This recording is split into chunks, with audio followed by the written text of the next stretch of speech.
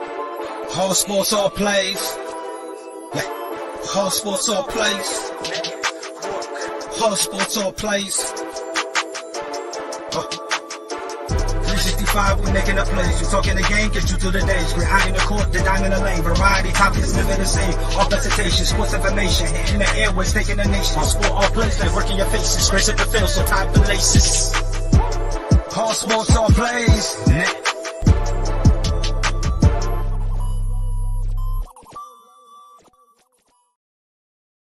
Good morning. Welcome to the College Breakdown Show. We're back on the air. We're getting counted down, ready for college football on the end of August here. We're getting stages set up, and we're going to reveal our top 25 here coming up soon. So, just let you know, we're catching up on some of the stuff that was going on here. College football, breakdown did go off the air a little bit here. For the season ending and stuff like that. So we are now reformatting the tool of this College Breakdown Show. We are now going to stay full 360 days a year around talking about college sports here on the All Sports, All Plays College Breakdown Show. So we're going to get started here with the top 25. I'm going to go ahead and share some of my screen here. I have a top 25 countdown going on. This is the ASAP top 25. This is not anything of dealing with ESPN. This is the top 25 that I released myself. And we're going to begin with the number 25 team in the nation here on the All Sports, All Plays College Breakdown Show. Here we go. So let's get this stuff started here. Let me get into the program. And there we go. My top 25 is the Baylor Bears. Baylor Bears final record, it would rank number 5 in the nation, the final of 2021. The record is 12-2, 7-2 in the Big 12. They have a 1.2% chance of making to the college playoffs this year. Baylor right now, Dave Argana brought Baylor from the wins to a Big 12 championship and Sugar Bowl victory in one season. So, I mean, he's done a pretty good job right there.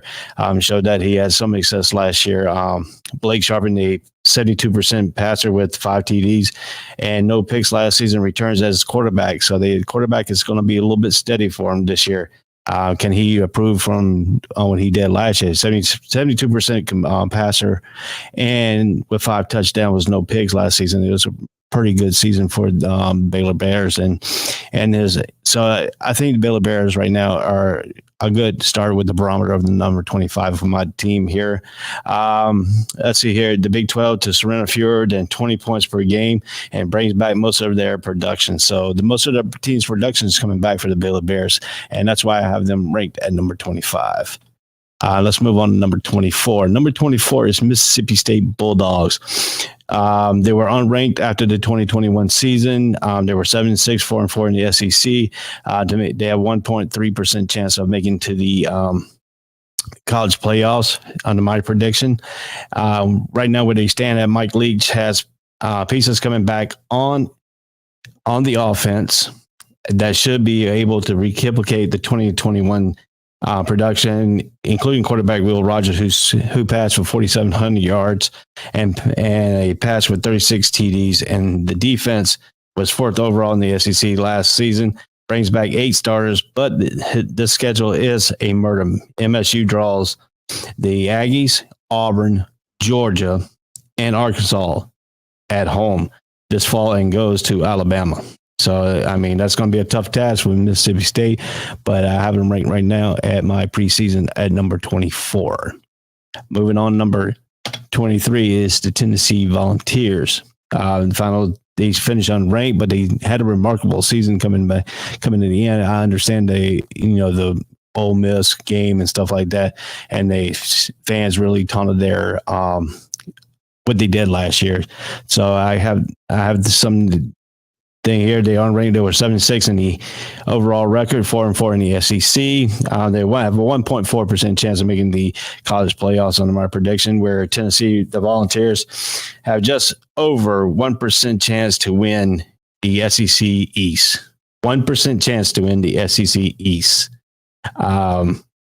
Let's take a little bit more look here at the Tennessee Volunteers here.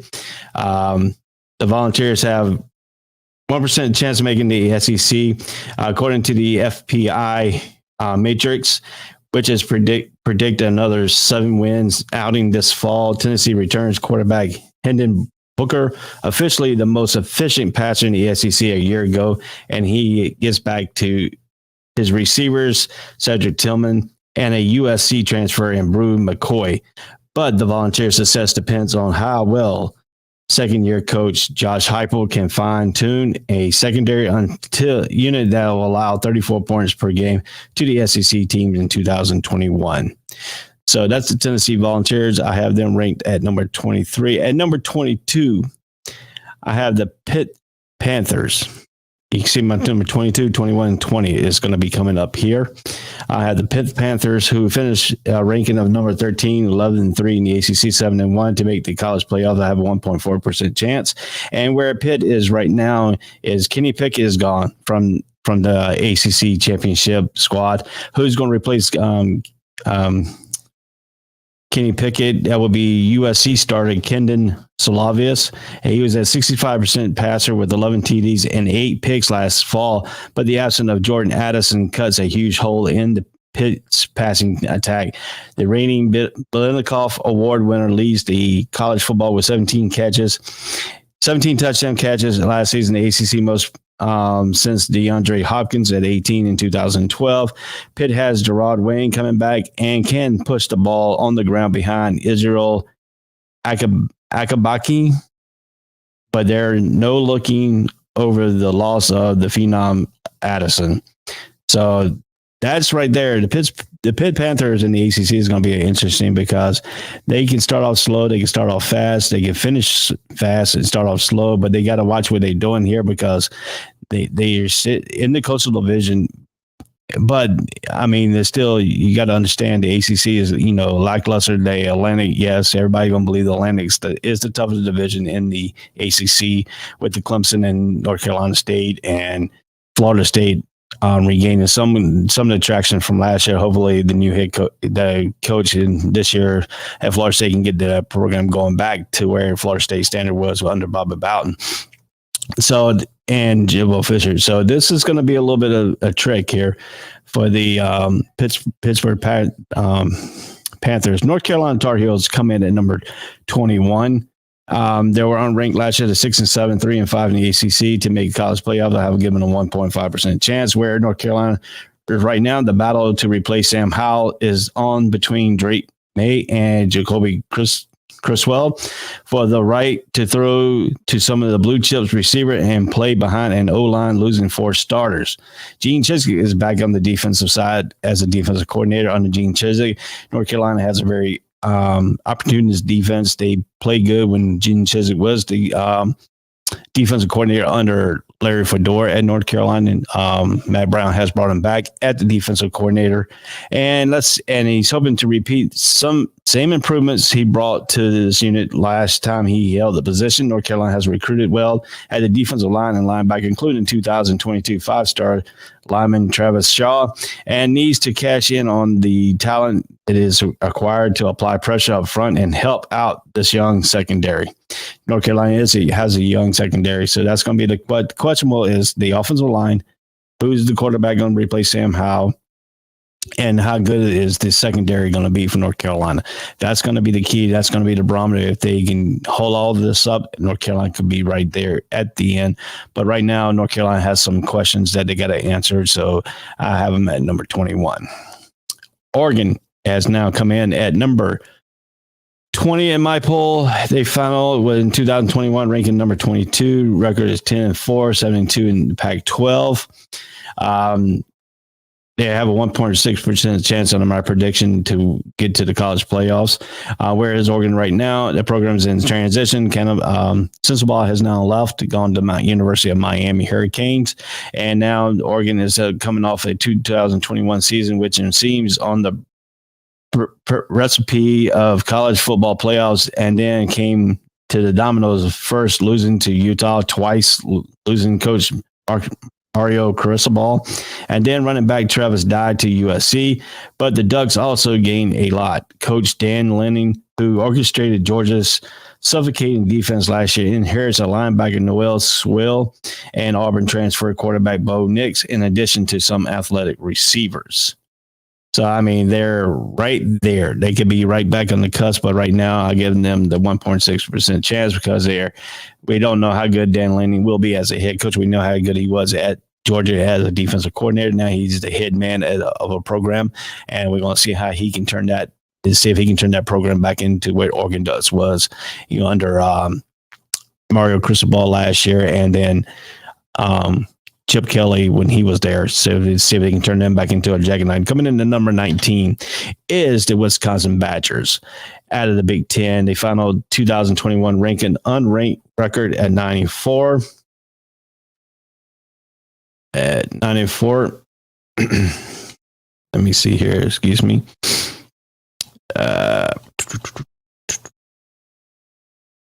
Very good. 9-4, the Badgers, which defense ranked number 1 overall nationally ahead of Georgia last year, will need replacements, but the program has enough recruits as well to restock those shelves accurately enough.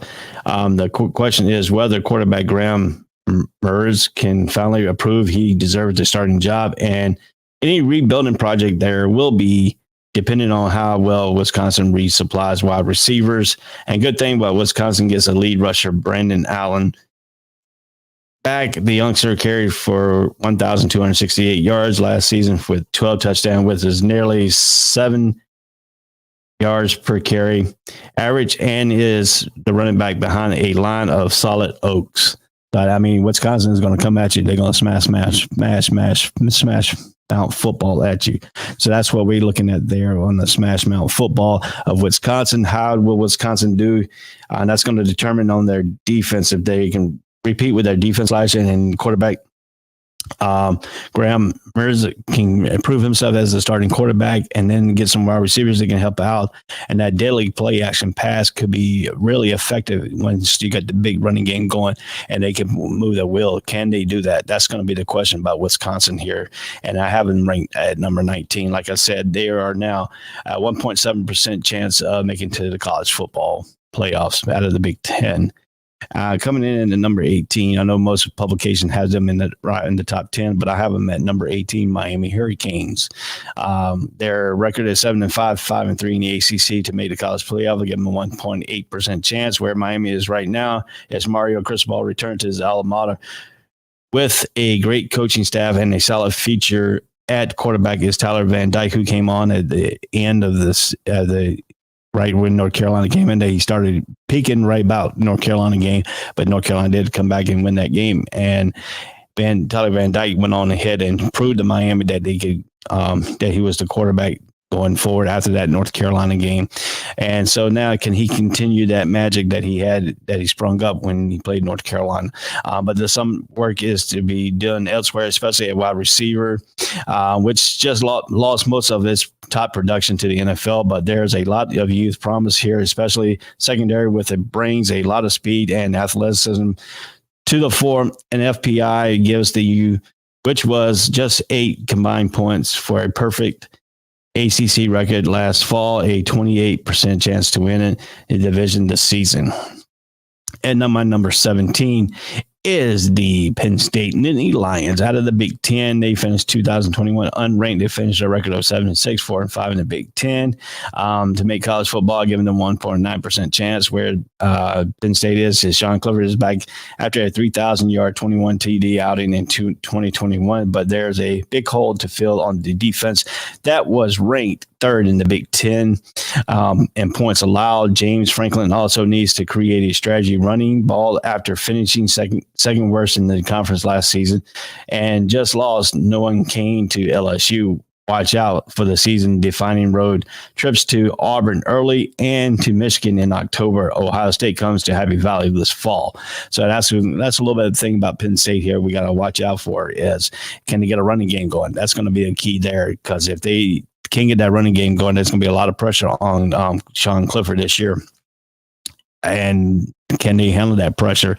That's going to be a big key right there for the Wisconsin Badgers. So that's going to be something that we got to look out for Can we see that? Can we see what's going on with Nittany Lions? Can they finish in the top echelon of the Big Ten? That's going to be the big problem with Penn State this year. But I have them ranked at number 17. James Franklin has to find that running game. That's going to be a key on their offense. They have to find that running game to keep pace in the Big Ten and hopefully have any chance to pull an upset against Ohio State and Happy Valley. But like I said, you have to watch out for the game in Auburn early.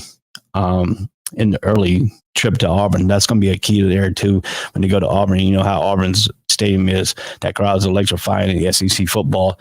And so that's going to be a key right there. If they can beat Auburn and then turn around and can beat Michigan in October and beat Michigan and then because they got to go to Ann Arbor to play Michigan up there, and you know how dangerous Ann Arbor is for Michigan Wolverines. So And then, like I said, Ohio State comes to Happy Valley. So that's going to probably be the whiteout game is the Ohio State game. So that's going to be interesting to see how Penn State does this year.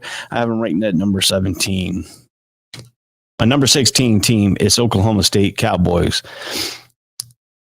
Their final record in 2021 was ranked number 7 in the nation. Record was 12-2, 8-1 in the Big 12 to make college playoff. I give them 2.0% chance of making the college football. Under my rankings, where Ohio State is right now, they're the third best defense in college football. A year ago, lost its coordinator after Jim Knowles took the Ohio State job, in addition to 3 key pieces in the secondary. Quarterback Spencer Sanders shows flashes last fall, throwing 20 touchdown passes and finished with overall 2,800 yards passing, but he held a 12-pick in 7 games, he threw 1 touchdown or none, and the Cowboys won't have the 1,200 yards rusher Jalen Warren back to help him out either. So that's the key there. That's going to be the key there for the that's going to be the key for that Oklahoma State Cowboys. So let me go ahead and repeat here. My top 25 right now, 25 through number 16 is, let's recap here.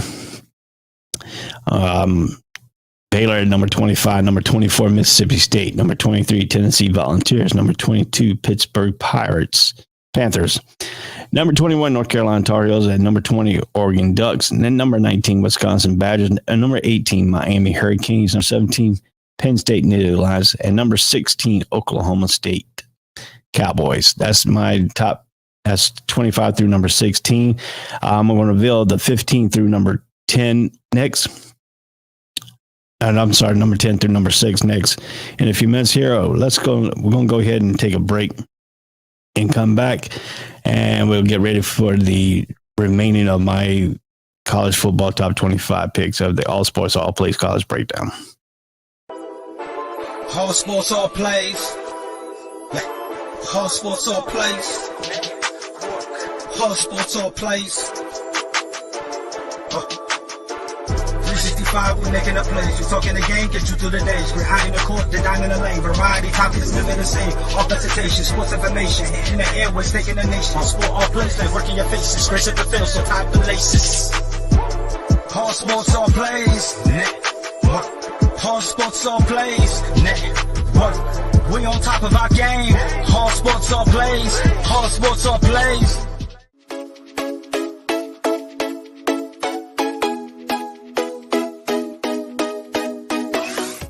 What did you say? I said Kobe Bean Bryant has been overrated ever since he passed away.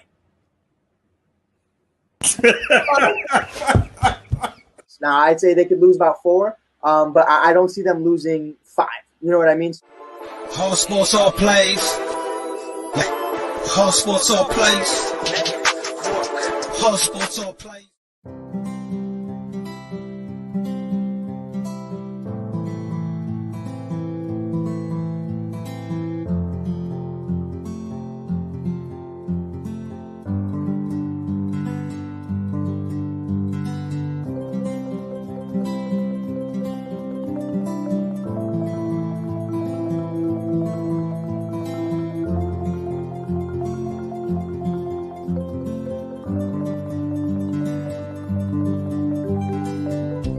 This is the Fox D Streaming Network. Register to come on our channel at foxdnetwork.com. Welcome back to the All Sports All Play College Breakdown, the first show of the second season on the All Sports All Plays Network. Here we're coming to you live on Facebook, the Roku TV, the YouTube, Twitter. You can go check it out on my Ray Sports page too. So it's all on the social media live coming to you here. This is going to be probably a 2.5, maybe 3 hour show coming up, but our regular show will be from 9 a.m. to 12 p.m. leading off that college football kickoff at 12 p.m. Eastern time. So we're going to go ahead and continue. Let me go ahead and break it down to you one more time in case people missed the first 25 through number 16. I'm going to go ahead and bring it back up here. Again, at number 25, Baylor Bears. Number 24, Mississippi State. Number 23, Tennessee Volunteers. Number 22, Pittsburgh Panthers. Number 21, North Carolina Tar Heels. Number 20, the Oregon Ducks. Number 19, Wisconsin Badgers. Number 18, Miami Hurricanes. Number Penn State at number 17, the Nittany Lions. Number 16, Oklahoma State. Now we're going to go and unveil here the 15 through, I think, number 6. I think the next slide will be that we're going to present here today for my cause. This is all my rankings. This is not any publication rankings or anything. Mine could be a little bit different from the ESPN early release. This is what I have feel. This is what I've been going through here for the month of July, going through and breaking it down. And I think these are my top 25 teams that are considered to be in the early rankings, in my opinion only. So I'm just letting you know this is what I have deemed necessary, that I think this is what we're going to see here today. So we're going to go ahead and break it. We're going to go ahead and break it all down to you here. Let's go here. Let me begin here. Let me go ahead and share here. Let's go break this down here. And we're going to go here. Let me see here. There we go. Make it a little bit bigger there for you here. All right. We're going to break it down here. And we're going to go to, we're going to continue the top 25 here. Coming in number 15 in Michigan State Spartans. This final of the 2021 ranked number 9. They will finish at 11-2, 7-2 in the Big Ten to make the college playoff. I give them 2.1% chance of making the college playoffs. Right now, Kenneth Walker is gone, but Peyton Thorne is back. The freshman off a 3,240 yards passing season to go with 27 touchdowns, 10 interceptions, and he'll have Jaden Reed returning at receiver, going over 1,000 yards with 10 scored and average almost 18 yards per catch last fall. But the Spartans had far and away the Big Ten's worst secondary line, more than 337 yards passing per game. No other Big Ten teams surrendered more than 260 yards. The unit overall ranked number 111 in the nation. So the defense, to me, the defense has got to get better. The defense has got to get way better from Michigan State. With Spartans here, this has got to be a thing. Who is going to replace Kenny Walker? I mean, because that's how they got. That's how Jordan Reed got all those 1,000 yards, because they had to play action pads with Kenny Walker getting all them yards, tough yards, and their offense was political because the running game started the passing game. So what's going to start this year? How is Jalen Reed going to get off the thing? Are they going to start? Teams can be able to double team and know how to put the eight man in the box to try to stop the running game. They have to find that replacement. That's going to be the key here. That replacement is going to be the key for Kenny Walker, the Michigan State Spartan, to have any kind of chance to stay at number 15 if they continue on the season. That's going to be the thing that we need to talk about here is Michigan State Spartans is, can the quarterback do what he can do when he is getting pressured more this season? Because I don't think they have anybody can replace Kenny Walker at that running back position. They're gonna probably have to do running back by committee, maybe. If they can get somebody that like that niche and like Kenny Walker did when he came out and he transferred out of Wake Forest, come up there and deliver the punch that Kenny Walker delivered a punch, and they punch you right in the mouth. They went right at you and they say, "Hey, this is what we're gonna do. Can you stop it?" That's the key. Can they find that military running back? That's gonna be the key. That's going to have to be the strength of this football team is the passing game. The passing game probably going to have to set up the running game this year, and that's going to be a tough task in the Big Ten when you have Ohio State, beating down the path, and Michigan, and all the top tier teams, and then you got Penn State too. So I mean, you got to cover it up. That's going to have to be the thing here. How will they rotate that and be the thing that they can do here for Michigan State Wolverines? So let's continue on here. Let's go to my number 14 team in the nation will be the Ole Miss Rebels. Kiffin, Ole Miss record last year was number 11 ranked. To finish the final ranking, the 2021 ranking was number 11. They were 10-3, 6-2 in the SEC. I give them a 2.2% chance of making the college playoffs. And on my rankings, the Rebels lost a ton of that offense that ranked number 1 in the SEC a year ago and number 6 in the college football, but scored 2 noteworthy transfer players in form of USC quarterback Jackson Dart and TCU running back Zach Evans. Expect a slight step up offensively, but there's still plenty enough speed here to keep Ole Miss undefeated or at least one loss heading into the mid-October. This team has improved defensive last season and should have 6 starters back, but has to restart at most positions, and that's what we're talking about here. Can they restock back up with these transfer and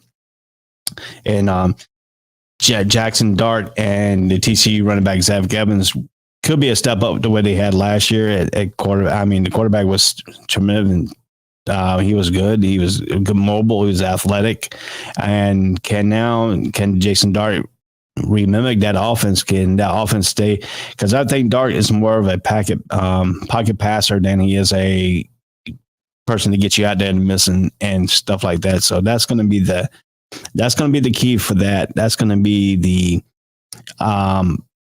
what we can say the unseen hero of the SEC. Maybe they're gonna have to still play that Alabama. I think they still got to play Alabama.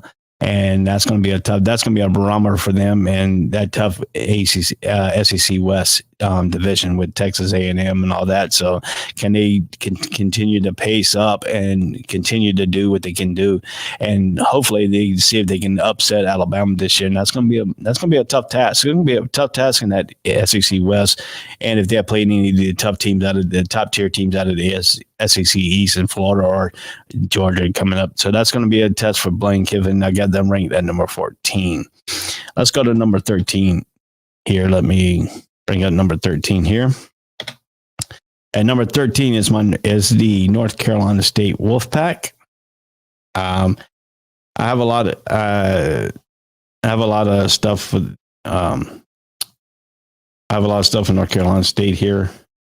Because I'm a Tar Heel fan, so I mean I ain't gonna be around the bush, but I'm gonna be biased here. I gave North Carolina State number 13 because of Devin Leary, the quarterback that came back last year. So I want to be fair to my NC State friends and stuff like that, so they won't say I'm a UNC homer. But here we go. I got a lot of information here, and we're going to go through it here a little bit here. The Wolfpack finished ranking in the final 2021 was the number 19. They were 9-3, 6-2 in the ACC to make the college playoff. I give them a 2.2% chance of making the college playoffs this year under my rankings. The offense has some holes to fill, but with the return of Devin Leary at quarterback, things should fall into place. Leary was a big question mark going into the season due to suffering a broken leg in 2020. With a full, somewhat normal offseason with the offensive coordinator and quarterback coach Tim Beck, he cut down on his turnovers and risk-taking and became a proven producer. Leary turned it loose to go 283 out of 431 yards, passing for 3,433 yards and with 35 touchdowns and only 5 interceptions last year. He went 6 straight games without an interception and threw over 300 yards in 6 contests. The pocket passer gets somewhat ignored in favor of other dual threats, quarterback peers, and when it comes to all league voting, but he threw for at least 4 touchdowns in 5 games, and he isn't exactly immobile. Protecting Larry blindside, proven to be the offensive focus, red shirt for sophomore left tackle. Elko Emu Iguaco turned pro, leaving one spot open on the offensive line. Redshirt sophomore Anthony Belton, who is 6'6", 330 pounds, got the start at left tackle in the spring.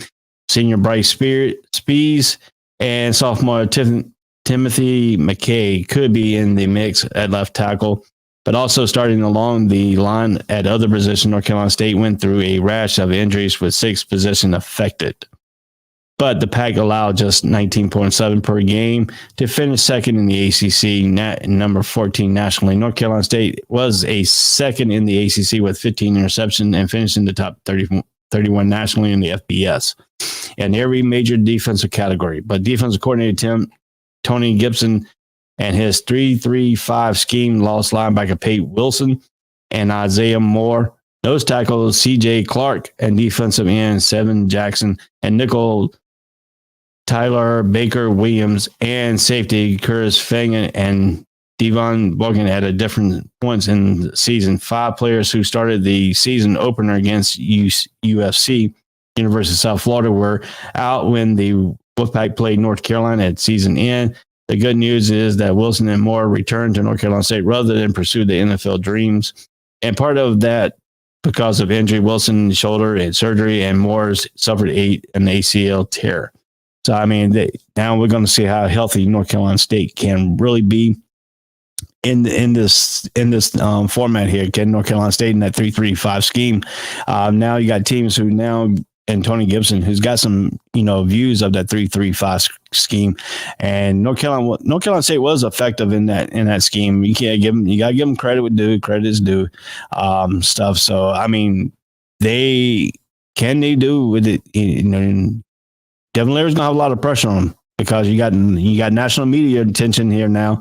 National media, ESPN is hyping him up to be on that Heisman list, and the ACC voted him as Player of the Year in the preseason. So I mean, he's gonna have a lot of hype on him. Can he shoulder that hype? That's gonna be the question. Certain things got certain things coming up. They got the blind spot, and their big tackle last year who protected his blind spot, he's gone to the NFL. They're going to have a little holes. I mean, they got some capable players. Can the next player step up and protect that blind side? And that's going to be the key, because still a lot of teams going to put pressure on them this year. I mean, you still got that running attack a little bit here, running back by committee. And can somebody ignite that and be straight? Because if they can stop the run, if they can stop North Carolina State's run, that's going to be susceptible to Larry putting a lot of pressure, like back in the 2020 season. And that's going to be the format right there for any team that plays North Carolina State. You have to put pressure on Larry. You cannot let Larry sit down and pick you apart. He will pick you apart in the back of the quarterback. You have to get him on the ground often and games to prepare. But, some of the keys here, they got an ECU. ECU has always played North Carolina State tough in football. Going back into the 80s where ECU went up to North Carolina State and won. The fans, got rowdy. I mean, there were a lot of stuff going on up there. I mean, you look at ECU's history against North Carolina State. They have a lot of times they could beat North Carolina State. But North Carolina State now, this is going to be interesting because ECU has not lost that tailgate party. They always call the first game of the season a tailgate party. They have not lost. And I don't think they have lost that first game of that tailgate party, and North Carolina State has to go up there. So that's going to be a good test right there for right at the beginning of the season, because if you can catch North Carolina State, you can catch any of these teams, and any of these teams can be beatable in that first game because we don't know how they're going to perform, and it's going to be the first game. So you're going to have a lot of penalties of party on both teams, and you have a lot of mistakes going in early in the season. So if ECU can produce a little bit here, can ECU really pull that upset? And then if ECU can pull that upset, then ECU could spore North Carolina State Wolfpack's hope to get into that college playoffs. Because I mean, like you said, very seldom you see teams with one loss out of like the ACC or the besides if you had the name of Clemson, but I mean, North Carolina State has to be focused on every single task of a game. They got to come in with a focused game plan. Dorson is, I mean, he's got to have the quarterback. He's got to have that blind side figured out. And that's going to, if he has to do it by committee, I mean, the left tackle by committee, they got 3 good ones here in, during the preseason. But I mean, it's kind of hard to replace your big All-American left tackle and who protected his blind side last year, who did not allow Larry to get that blindside hit. And, in 2020, that blindside hit really rattled him, and that probably really broke his leg and stuff. But we don't want nobody get hurt. That's the problem. I don't like people getting hurt. I mean, especially leg injuries, because I had like surgeries on my knees and stuff like that. So, I mean, I can feel it for the knees. And you gotta get the hands down. He came back last year, he played perfectly, execution ball game. And I mean, he kept North Carolina State moving the chains, and, Bam Knight and all them, and the running and attack helped him out too. So, I mean, he got a little bit of pressure off of him and kept North Carolina State in balance. So I have North Carolina State at number 13 in my top 25 polls. Who will be my number 12 team? Let's go ahead and pull up my number 12 team here. My number 12 team will be, my number 12 team will be the Auburn Tigers. The Auburn Tigers come in at number 12 out of the SEC. They were unranked at the final of the 2021 season. Their record is 6-7. The 3 and 5 SEC teams, I have them 2.3% chance of making the college playoffs. Where Auburn is, my thoughts of Auburn right now, there is always a few surprises. Well, here's one that the ESPN rankings put in a surprise. I think Auburn is a little bit better than what they were last year. I think they're, I don't think they look, I think they look more of a top, anywhere from 12 to 25. I don't think they're going to be able to break that top 10, top ranking in number 10, but I think they could be anywhere from 12 to 25 at the end of the season. Auburn doesn't look like a top 15 team. That's what some people are saying. Vegas books are giving it 6 to 7 wins against it in 2022 after losing a pile of transfers and assistant coach, head coach Brian Harrison as already in battle with AU. Insiders coming into year 2 is facing a potential second half collapse against the SEC West slate with a decision to make on the defense at a quarterback. That's going to be the key here for Auburn, the quarterback and the defensive, the defense it's got to be improved. So, I mean, that's got to be a little bit, frustration, and coming in here, we don't know exactly what they got, but I think they're a better team than they were last year. I think they're going to fall anywhere from 12 to at the top 25 in the end of the season. It could be. I mean, this season was really, really tough to pick up the top all the way up through 12 through 25. So that's why I came in. I came in right now with number 12 because they look a little bit better than what I believe. And, NC State could have been in number 12 too. Or I think anything between these teams are interchangeable here. Any of these teams could finish up in the top 10. Auburn, but I think Auburn could finish anywhere from 12 to 25, like I said, in this thing. And coming in at number 11, it's going to be a surprise for everybody here. My number 11 team will be and we're going to go ahead and bring it up. At number 11 is Kentucky Wildcats. Coming off that final ranking at number 18 at 10-3, 5-3 in the SEC. To make the college playoff, I give them a 2.4% chance, whereas Kentucky is now a statement win over LSU in Florida. In the latter case, first at home since 1986, and knocking off number 15 Iowa in the bowl. For all positive steps forward, I took that momentum, and that's why I ride them at number 11 in my rankings here at this stage of the point of the preseason. This is just my preseason rankings. We're going to follow these rankings all the way up through the whole season, and we're going to each week we'll bring them up, and we'll change. We also will have the changing of my rankings during the season, like every other thing on a Monday or a Tuesday when my rankings will come out. So I'll keep it up. I'll keep them all. These preseason rankings I will keep and we'll talk about them as the season goes along. And then we'll show the current rankings as they move along during the season too. So these can all change. These are just preseason. You got to look here with the positive step forward in the return of quarterback Will Levis at 2,800 yards passing with 24 touchdowns last season, and led the rushing Chris Rodriguez, who ran for 1,379 yards and 9 scores and overall 100 yards.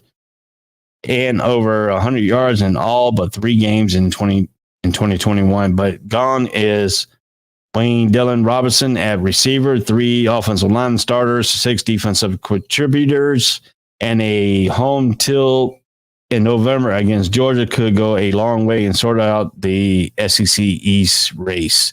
The SEC East race could be interesting because you could have Georgia, Florida, and Kentucky all right there, and maybe Tennessee. Tennessee could be a surprise and all that, because Tennessee does play Georgia tough. Kentucky does play Georgia tough.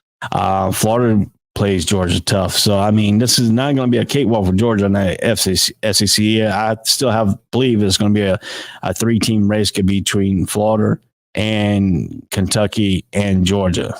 That's my opinion of the SEC East race right now. Can they do it? Can we see it here? So at number 10, you see, I bring it up, the LSU Tigers. With Chip Kelly at the head, first year under Chip Kelly here in 2022. The final ranking was unranked at 6-7, 3-5 in the SEC. I gave them a 16.0% chance of making the college playoffs. Where LSU is right now, Brian Kelly steps in as the head coach from Notre Dame, with a reputation for winning a lot of games, if not also struggling against ranked teams and the Southern teams in national matchups. But the walk into a state loaded with game-changing talent and has positive inroads on the recruiting trail and the transfer portal.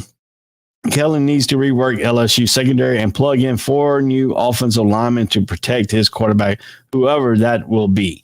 And that's going to be the question, too, because you really don't know who's going to be the starting quarterback for LSU. And Chip Kelly is known not to tell out any information to get the other teams prepared. So you got to prepare for all the quarterbacks they got on the roster. And that's going to be interesting. But now the most interesting thing, too, is they have 4 new offensive linemen. So how are they going to replace all 4 new offensive linemen? And Chip Kelly is known to be a winner at every place that he's been. But like he said, like they say in the media here, against ranked Southern teams, he struggles. And guess where he's at? He's at a Southern team. He's in the SEC, where every game is going to be competitive, where everything's going to be taken away. Can LSU be that team that can spoil Alabama, can spoil Texas A&M, can spoil Auburn, can spoil Ole Miss? Can they be that team that put a little bit of spoiling into it here? And that's going to be the question here. LSU got a tough place to play in Baton Rouge, but when you go on the road, can that team be tough? Can Chip Kelly, can he really bring that team and be that caliber winner like he was at Notre Dame, like he was in, I believe, Cincinnati? And I mean, that's going to be the question for Chip Kelly all season. Can he be that mentality? Can he change his ways? And you know how stickler he is. He doesn't really want to change his ways and stuff like that. So that's going to be the question for LSU at number 10. They could fall out of the top 10, after the, first few weeks here, they see how the season progress with LSU. That's going to be an interesting thing with Chip Kelly. There's going to be a lot of watch on Chip Kelly, because Chip Kelly is a winner, and now he's got to come in and step in. The LSU team, won that national championship with Burrows at him and stuff, and then they struggled, Ogeron and all that in the following year. Can LSU be back to that top tier with Chip Kelly? That's going to be a question. I don't think this first year. I think this is not going to be the year that Chip Kelly could think about. This could be a losing season, and then turn around, get all his recruits in, and then go from there and build from in on and chip away his status and bring him back to that elite program that LSU at one time was. I mean, because LSU always he played Alabama tough when they were winning, and that crowd and stuff like that. So that's going to be a test for LSU and stuff. So let's continue here on. Let's continue. Let me see who I got at number 9. My number 9 team is now we are going into the top 10. At number 10 was LSU. At number 9 is the Texas Longhorns. Ooh, people said the Texas Longhorns. Why? I'm going to tell you why. At 2021, unranked at 5-7, 3-6 in the Big 12. I have an 18.0% chance of them getting to the college playoffs, where Texas is right now. ESPN really likes, this is what ESPN said. I got a snippet off ESPN for this, and ESPN really likes the addition of transfer quarterback Quinn Elders as a 5-star prospect who bumped up the Longhorns' chances to win in the Big 12 to go around 41% according to the FPI. Benji Robinson, who returned after rushing for 1,127 yards last fall with 5.8 yards per carry, averaging 11 touchdowns to go with the 4 additional scores as a receiver. And Elders will have Xavier Worthy, who had 981 yards with 12 touchdowns last fall. Watch for a major week 2 home tilt against Alabama. Now let's talk about Texas. Texas is a real interesting team because when Robinson was healthy, that team looked electrified. That team looked good. We know what happened in the Oklahoma game and how they backfired on them when Robinson really got injured in that game, so they took away Robertson. When they took Robertson away with that injury and stuff like that, Oklahoma came back and won that game. So this is going to be a very interesting tell of how we're going to see Texas Longhorns. If Texas Longhorns is like where they were up to that Oklahoma game, and that the big test is going to be that Alabama game, and week 2. So that week 2 home tilt against Alabama, that's going to be a test of this Texas Longhorn. Can they pull that upset? They could, but will they? I don't know. That's gonna be the test of how they play, how they lead up to that game. Will they think? Will they be? They got to be up for it because they're playing Alabama. Teams are going to give Alabama a shot in the mouth because they're playing the top-notch team. And usually when you get that team that plays the top-notch, and Robinson was a great running back. He was a great running back for Texas last year. Can he produce what he started from? And that's going to be the question too, because you got to know how Alabama and the big line defensive linemen are big and stuff like that, but they are also good and fast too. So that's going to be a thing. Can Robinson outrun their thing? Can Texas Longhorns run on Alabama's defense? If they can't, there's going to be a long, long day for Elders at back there at the quarterback because they don't have to put 8 men in the box. They're going to have their receivers tied up. Can they get down Texas Longhorns receiver get away from the secondary and give Elders some good looks in the pocket and stuff like that. Elder's going to be on the move too. He's going to have to roll out and throw some passes on the rollout and get that, not set their planes. And then Alabama's going to set their planes and try to attack. And if they can stop the run, know how to put 8 men in the box, Alabama's dangerous. And then that's going to be the key for Texas. That's going to be the early test and see how good Texas is really going to be this year. So that's what I'm looking at for that. Let's go here. And let's go to my number 8 team. Who is my number 8 team? My number 8 team is Notre Dame Fighting Irish, the independent school, Notre Dame. Right now, their final ranking in 2021 was number 8. They were 11-2, 18.8%, and right now a new era in South Bend after Brian Kelly. I said Chip Kelly. I'm sorry, Brian Kelly. Bolted, and the Irish picked defensive coordinator Marcus Freeman to replace him. Notre Dame brought on some important coaching additions and hopes it can get the most from its skilled position players. A season opening game at Ohio State will set the tone for the Irish and this season, who could be in the playoff race with a win there. And that's true. That is true. They can be in the playoff race if they can beat Ohio State, because right now Ohio State is going to be that barometer for Notre Dame. Can Notre Dame and then the new head coach, replace Brian Kelly? Can the new head coach? He was there under Brian Kelly. Can he now got the team? I like like people say on the, I don't know if you've seen it online, their jersey reveal.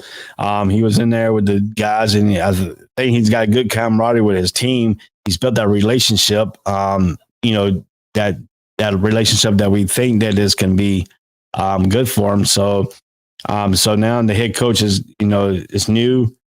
The new tradition is starting in Notre Dame.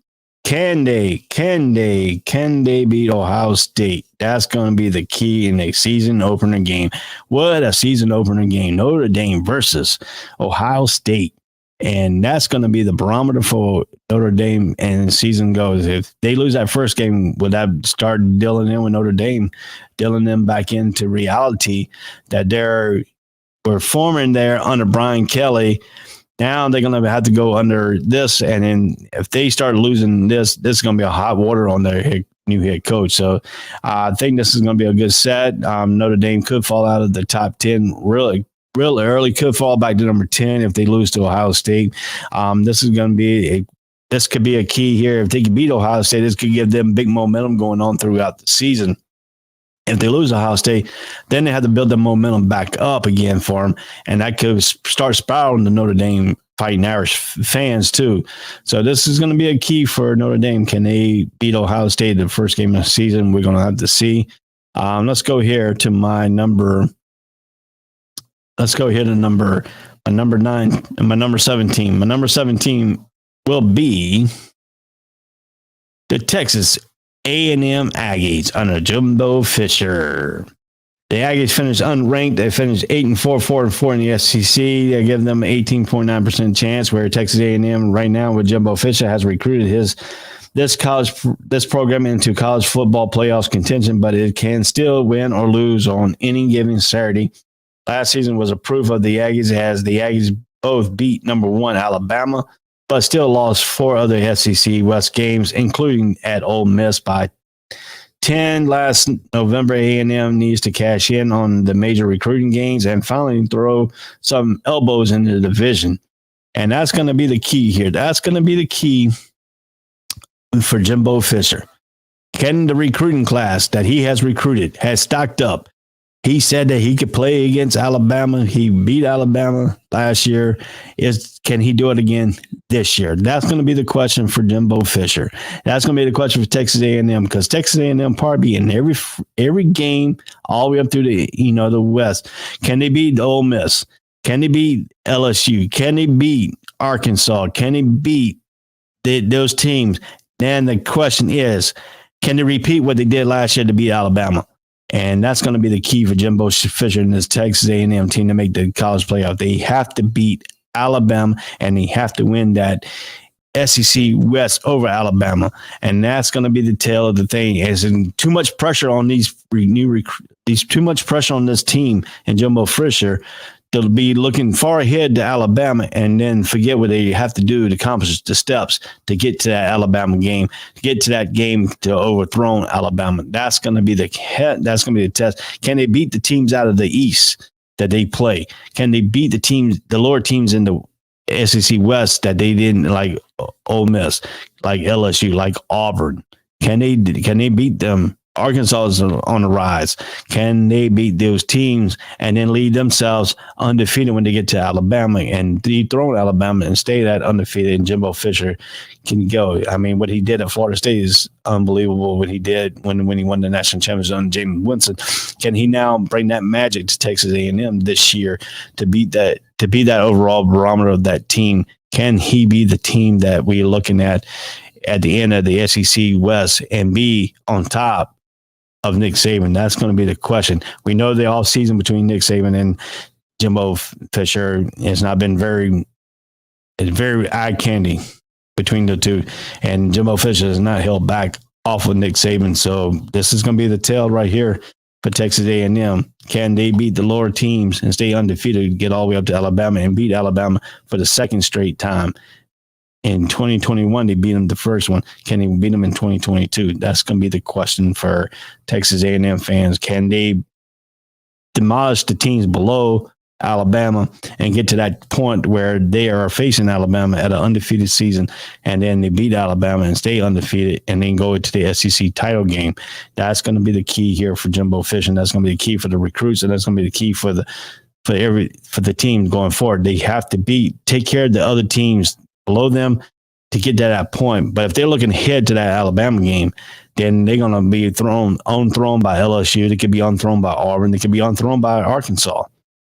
Unbelievable. Arkansas in the SEC West. He could be unthrown by them if they are overlooking every team and looking for that one matchup, saying, hey, we want to stay undefeated here, but we're going to get to that matchup undefeated. And can they do that? That's going to be the question for Jimbo Fisher and the Texas A&M. They're not look ahead, take one game at a time, build that step up to that Alabama game. And that's going to have to be that nurture here. If they play Alabama ahead and then have everybody at rest, they can't. What's the overmass of them if they do beat Alabama, or will they have a hangover the very next game? So that's going to be the question here: that how this team can perform on the field, leading up, taking care of teams they have to take care of, get to that point, and then they can take care of Alabama. That's going to be the tell of them to get to that college playoffs series there. So let's continue on here. I'm going to go to my number 6 team in the nation, and the number 6 team will be Oklahoma Sooners. The Oklahoma Sooners without Lincoln Riley. Yeah, we're looking here. You're looking at it without Lincoln Riley. And this is where this stands right now. This is with Lincoln Riley there from last year in 2021 season. They finished in the top 10. They were 11-2, 7-2 in the Big 12. I give them a 19.0% chance of getting to the college playoffs. Maybe no other big-time program will look more different this year after losing coach Lincoln Riley and quarterback Clay Williams and Spencer Rattler. They lost Spencer Rattler to South Carolina. Clay Williams followed Lincoln Riley back to USC. OU scored a major coaching hire in Brent Venables.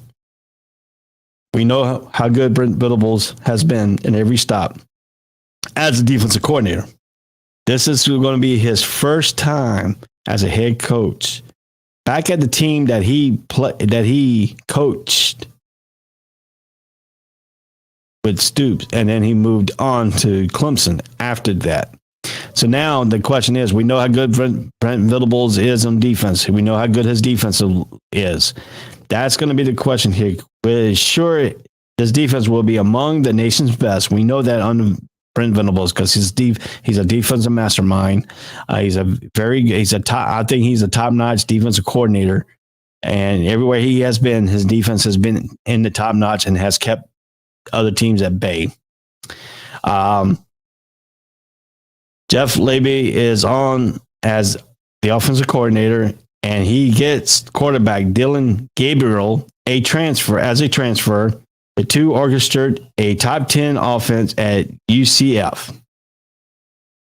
Yes, you believe it? Jeff Lebby, who is the offensive coordinator, was at Universal Central Florida with Dylan Gabriel. He followed the offensive coordinator to Alabama. We know USC is a little bit of a lower tier than the Power 5 conference, but they played the Power 5 conference teams very well. Gabriel is that transfer in 2019, but the Sooners will need to do some work at wide receiver. And that's going to be the key, too. Can they replace the two beneficial quarterbacks? I mean, Rattler had a good season all the way up to that all the way up to a point, and then Clay Williams came in and took him to another tier of a notch under Lincoln Riley. It's a lot of ifs and ands here, but you got the thing. They're a good team. Their history in football is outstanding. But can they? I don't think they get it over the hump. I don't think they get into that top 5. I don't think they will make it into the top 5. If they do, it'll probably be early in the season, and then they'll probably falter when they get to the tougher teams that they have to play. So can they really take Oklahoma seriously? You have to take Oklahoma, but this is going to be the thing about Brent Venables. His defense is going to be tough. That's going to be the thing. You're going to have to play against his defense. There's no ifs, no ifs, and no buts. But on the other side, can their offensive coordinator, because he's going to have to be the man on that side of the ball, because Brent Venables has been a defensive coordinator all his college. He played. He did have a few offensive time, but he mostly is known for his defense. So he's going to have a tough defense, regardless. But can their offense help their defense out to get them rest? That's going to be the key for Brent Venables. But I have them right now at my preseason number 6. Like I said, we're going to go model this all the way through here. So I have here, we're going to recap here. At number 15, I have Michigan State Spartans. I have Ole Miss Rebels. Let's go back to my top 25, and we'll break it all the way down. At number 20, for people who just checked on, my number 25, I have Baylor Bears. I have Mississippi State Bulldogs. I have Tennessee Volunteers. I have Pittsburgh Panthers. I have North Carolina Tar Heels at number 21. And number 20, I have Oregon Ducks. I have Wisconsin. At number 19, I have number 18, Miami Hurricanes. I have number 17, Penn State Nittany Lions. I have number 16, Oklahoma. At number 15, I have Michigan State. At number 14, I have Ole Miss. And number 13, I have North Carolina State Wolfpack. At number 12, I have Auburn Tigers. I have Kentucky Wildcats. At number 11, number 10, LSU. At number 9, Texas Longhorn. At number 8, Notre Dame Fighting Irish. At number 7, Texas A&M Aggies. And number 6, Oklahoma Sooners. So that is the recap from 6 to 25. And the top 5 will be coming up after these messages. You're listening to or watching the All Sports, All Plays College Breakdown. And I'm your host, Ray Cruz. We'll be back in a few moments. All sports, all plays. All sports, all plays. All sports, all plays. 365, we're making up plays. We're talking the game, get you through the days. We're high in the court, the dime in the lane. Variety, topics, living the same. All presentation, sports information. Hitting the airways, taking the nation. All sport, all plays, like working your faces. Grace at the field, so tie the laces. All sports, all plays. All sports, all plays. Network. We on top of our game. All sports, all plays. All sports, all plays.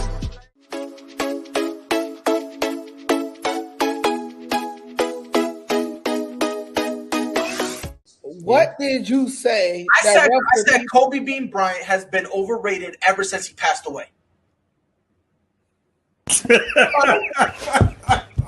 Now, I'd say they could lose about 4, but I don't see them losing 5. You know what I mean? All sports, all plays. All sports, all plays. All sports, all plays.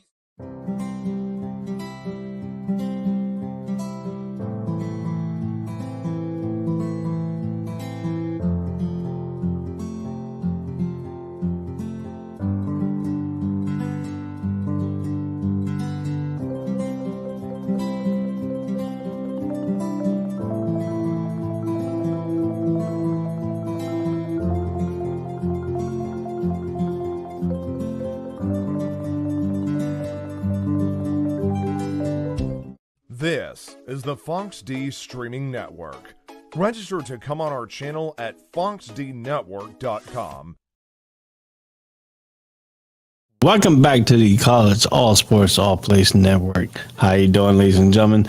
We're revealing the All Sports All Plays College Breakdown Top 25. This is the top 25 that I did back in January. Here I put my early release, preseason release here. So we're going to move into the top 5 here. Let's go to the top 5 here in the All Sports All Plays College Breakdown Top 25. Coming in at number 5 will be the Michigan Wolverines, who finished in number 2 spot here on the season. So number 5 would be my Michigan. It will be the Michigan Wolverines at 2021, ranked number 3 in the nation. Record was 12-2, 8-1 in the Big Ten to make the college football playoffs. And I give them a 19.1% chance. Where Michigan is right now, hoping to revive some of the momentum it got last season when UM beat Ohio State, won the Big Ten, and made the college football playoffs. Michigan could return just 3 defensive starters, lost a dynamic pass rusher, and has to replace his top safety and 2 lead backs,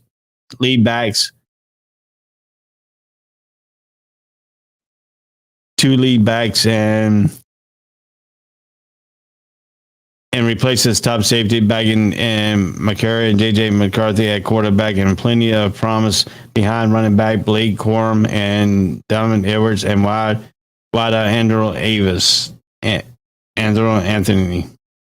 Clemson, so that's my number 5 team. Can Michigan repeat what they're doing? They lost Hutchinson and they lost their top safety, so they got to replace some of the defensive things into the thing. And so I don't know exactly how Michigan is going to resolve that. They still got some good playmakers on their offensive side of the ball, but the big question is, can they replace Big Hutchinson, the pass rush? Can they draw some more pass rush? That's what got them into the college playoffs this season. That's what got them to beating Ohio State, is the defense and that pass rush, that relentless pass rush. Can they resolve that again here? That's going to be the question for Jim Harbaugh in this upcoming season. Can they reduplicate what they did last year in 2021? They are a top 5 team in the nation, so I don't know exactly what we could see here, what was going on, and what can we see Ohio State do here in the early barometers and stuff like that. So I don't know exactly what's going to entail. What Michigan is going to have to do the same thing, but they have to generate that pass rush. That's what got them where they were last season, was that defensive pass rush, and then the offense played that under Camaro, played very political and did not turn the ball over, score when he had to score, and they got them in the game and got them the wins. But the defense is the one that they constantly have to play. They have to play defense first and help the offense can recuperate what they needed to do. So that's going to be the question. That's going to be the turning point right there for Michigan season is, can they reduplicate what they did last year? And they got them in the top 5. They could filter out of the top 5 if they can't replace that defense. They have to replace Hutchinson. They got to find that key player that can give the same motor that Hutchinson got, and then can they do that? That's going to be the question to start off with, and we're going to probably see that in their first game. If they can proliferate that, what they could do in that pass rush defense that gave other teams fit. That's going to have to be the key, because you will have to pressure Ohio State. That's the team that's set in the Big Ten. Ohio State is that Alabama team in the Big Ten. They have to beat Ohio State. If teams want to win the Big Ten, they have to beat Ohio State. And the only way you can beat that is you got to put pressure on Day's quarterback and Ohio State's quarterback. You got to put pressure on them. You got to make them to make mistakes. You got to take that running game away. And that's what Michigan did. They took the running game away and they took the quarterback away. And once they did that, they cut the head off the snake. And that's how they beat Ohio State last year. Can they replicate what they did there? And that's going to be the key here for Wolverines. Now, I have them in my precinct. Will they stay at number 5? I don't know. Will they move up? I don't know. That's going to be a good question here today. So I don't know exactly what's going to go. You like LSU much, Victor? LSU is a tale of Brian Kelly. How will Brian Kelly do what we think he can do? What he did at Notre Dame? Can he produce what he does? And like I said in my synopsis of LSU, is that Brian Kelly struggles with Southern teams. He's now in the SEC. He's playing nothing but Southern teams. And that's going to be the cable. Can he overfear that jump on that thing? So, I mean, that's the tier of LSU. They could finish anywhere from 12 all the way down to number 25. I don't think they're going to break the top 10. I'm not very high this year. I'm high on a little bit at number 12 because of Brian Kelly. That's the hype master of the thing. But can we oversee what we're going to see this year from LSU? I don't know. So that's my take on LSU. Let me see here. I think ESPN on Texas is highly only because of Manny.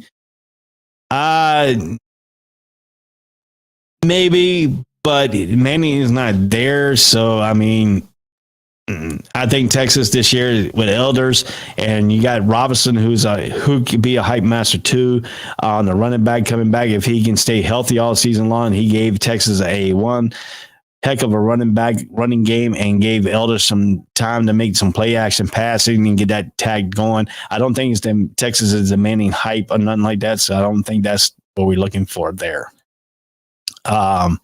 So that's took care of those two comments there. Let's get back to where in the task of hand here. I'm going with my number 4 team here.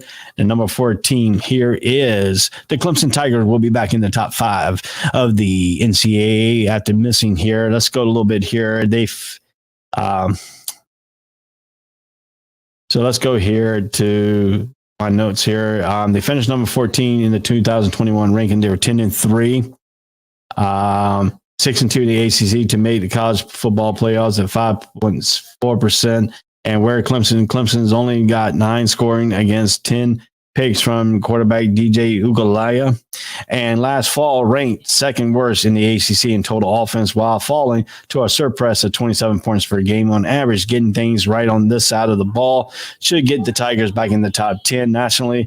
And when looking at the defense, a unit stacked with blue chips talent like Brian Breezy and Miles Murphy playing up front, but watch for the games at Wake Forest, North Carolina State, at Notre Dame, and at home against Miami. So they got a lot of key factors here at Clemson to get back in that top 4 ranking here. What I give them is a 57.4% chance of making college playoffs. Clemson is going to be that high because of Debo Sweeney. They got to replace Britt Venables as the defense coordinator. Even though they got blue chippers on defense, can they re-emulate what Venables did on defense? Can he keep that defensive notch going? The big key here is going to be DJ Ugalele. Can he be better than he was last year? Can he move that offense? That is going to be a key of wide receivers. They stack up on some wide receivers. Can the running backs be a factor? That's going to be the key on that side of the ball of the offense. How can they get? They got to score more. They got to get points back on the board. When they had Trevor Lawrence scoring all those points, throwing all these touchdowns, running the ball, we like Travis Etienne. Can they get back to that kind of play? Not like they did last year. Then forget last year's season. Can they put the last year's season behind them? Can DJ move along? Can Debo Sweeney? Can the new defensive coordinator? That's going to be a lot of holes here for Clemson, but in preseason right now, you can't override the Tigers. I got them at top number 4. Here, so that's going to be the key there. So that's going to be the key for number 4 here. Let's move along here. At number 3 is the Ohio State Buckeyes. I give them a 50. I give the Buckeyes here. They finished at number 6, 11-2, 8-1 in the Big Ten. The only loss in the Big Ten was to Michigan Wolverines. They made the college playoff, giving them an 82.7% chance. Much of the core of what last season was the number 1 offense in college football comes back, highlighted by Heisman finalist and quarterback C.J. Stroud, running back Travon Henderson, and wide receiver Jackson Smith, Najabaya. But it was the defense that caused Ohio State a statement loss to Oregon and Michigan last year. The unit, that's going to be the key. Can Ohio State's defense be the key coming back under?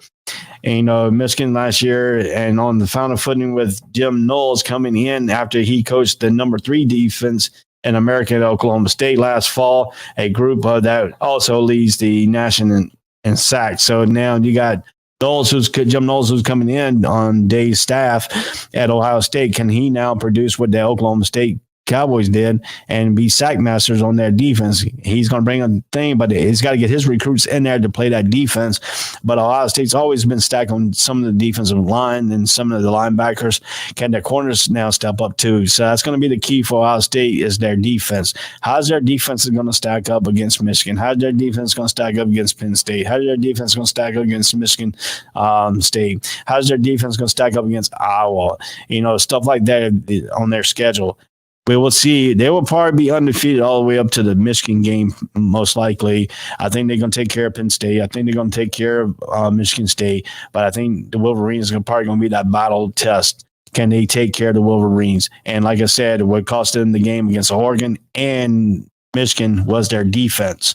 Not their offense, their defense. Because Michigan was scoring with their offense, but their defense could not stop Michigan, and Michigan's defense slowed down that Ohio State offense just a tad on with Hutchinson getting back there and putting pressure on G.A. Stout. That's going to be the question. How will Ohio State's defense be? That's their biggest problem this year. The offense is going to solidify themselves. They're going to probably be the number one ranked offense this year, but their defense has to be better than they were in 2021 to be up there to stay at that number 3 spot. So that's my take right there at number 3 of my top 25. We got number 2 and number 1 coming up here. And so, most publications, if you look at that, top 3 has Ohio State at number 3. The next team coming up, we'll talk about here, and we're going to break that up here for my number 3 here. After my number 3, Ohio State will be the number 2, Alabama Crimson Tides. Most publication has them at preseason number 1. I don't do that because they finished number 2, but they finished behind Georgia. So, of course, Georgia will be my number 1 team. You already guessed it. And there they are. Let's go talk about Alabama first. Number 2, Alabama at 13-2, 71 in the SEC to make the college playoff at 82.8, where Alabama is right now. 8 starters coming back on defense, including college football leaders in sacks and total TF tackles for loss. And the linebackers, Will Anderson and Heisman-winning quarterback Bryce Young, rounds out a customarily stacked Clemson Tide roster. And the defending SEC champs scored some choice transfer players to former LSU cornerback Eli Ricks, Georgia's leading 2021 receiver Jermaine Burton to open some lands downfield, and Jeremiah Gibbs, who's the former Georgia Tech back, who comes in as the nation's current active leader in total yards. So Alabama went out and got some transfers, one from Georgia, one from LSU, and then you got the one from Georgia Tech. So they are reloading their team like they always do. Nick Saban's good at reloading their team, but can they fly high? Can they be that team again? And we now got some fillers here on Bryce Young. Can Bryce Young be that dynamic team? He's going to probably be the leading for the Heisman again at quarterback. Can he be that person that nice? Can teams figure out how to slow him down? And can he prevent injuries? Can that offensive line protect him enough to for him not get injured throughout the season? Because we know every team is going to have some injuries on their roster. It's football. It's a brutal sport. It's a full contact hidden sport. So can they be the team that leads what we're talking about here today? Can they be the team that they were, back when they giving Georgia a handle in the SEC conference thing, but the national championship game, Georgia played their hearts out. So, that's going to be the key for Alabama this year is can teams not figure out Bryce Young, have their defense being stout at all phases, corner, linebacker, defensive lines. You got to have all that when you play Georgia. You got to have the defensive affecting the quarterback making mistakes at the wide receiver, forcing them to throw some turnovers, and get back to that capable of Nick Saban's defense and then winning ways of Alabama, who is now going to be tested because Georgia's now starting to get up to the Alabama caliber, and that's going to be the key. And we're going to talk about Georgia next. So let's go ahead and step into Georgia here. The Bulldogs have found at 2021 rankings at number 1 at 14-1, 8-0 the SEC to make the college football playoffs at 90%. And where Georgia is right now, just 3 starters from the national championship defense comes back. Though Kirby Smart recruiting machine has ensured there's more than enough to choose from among the replacements. Not listed, Jalen Carter, one of the top linemen in America, who comes back to anchor the entire pass rush, and Stetson Bennett returns at quarterback.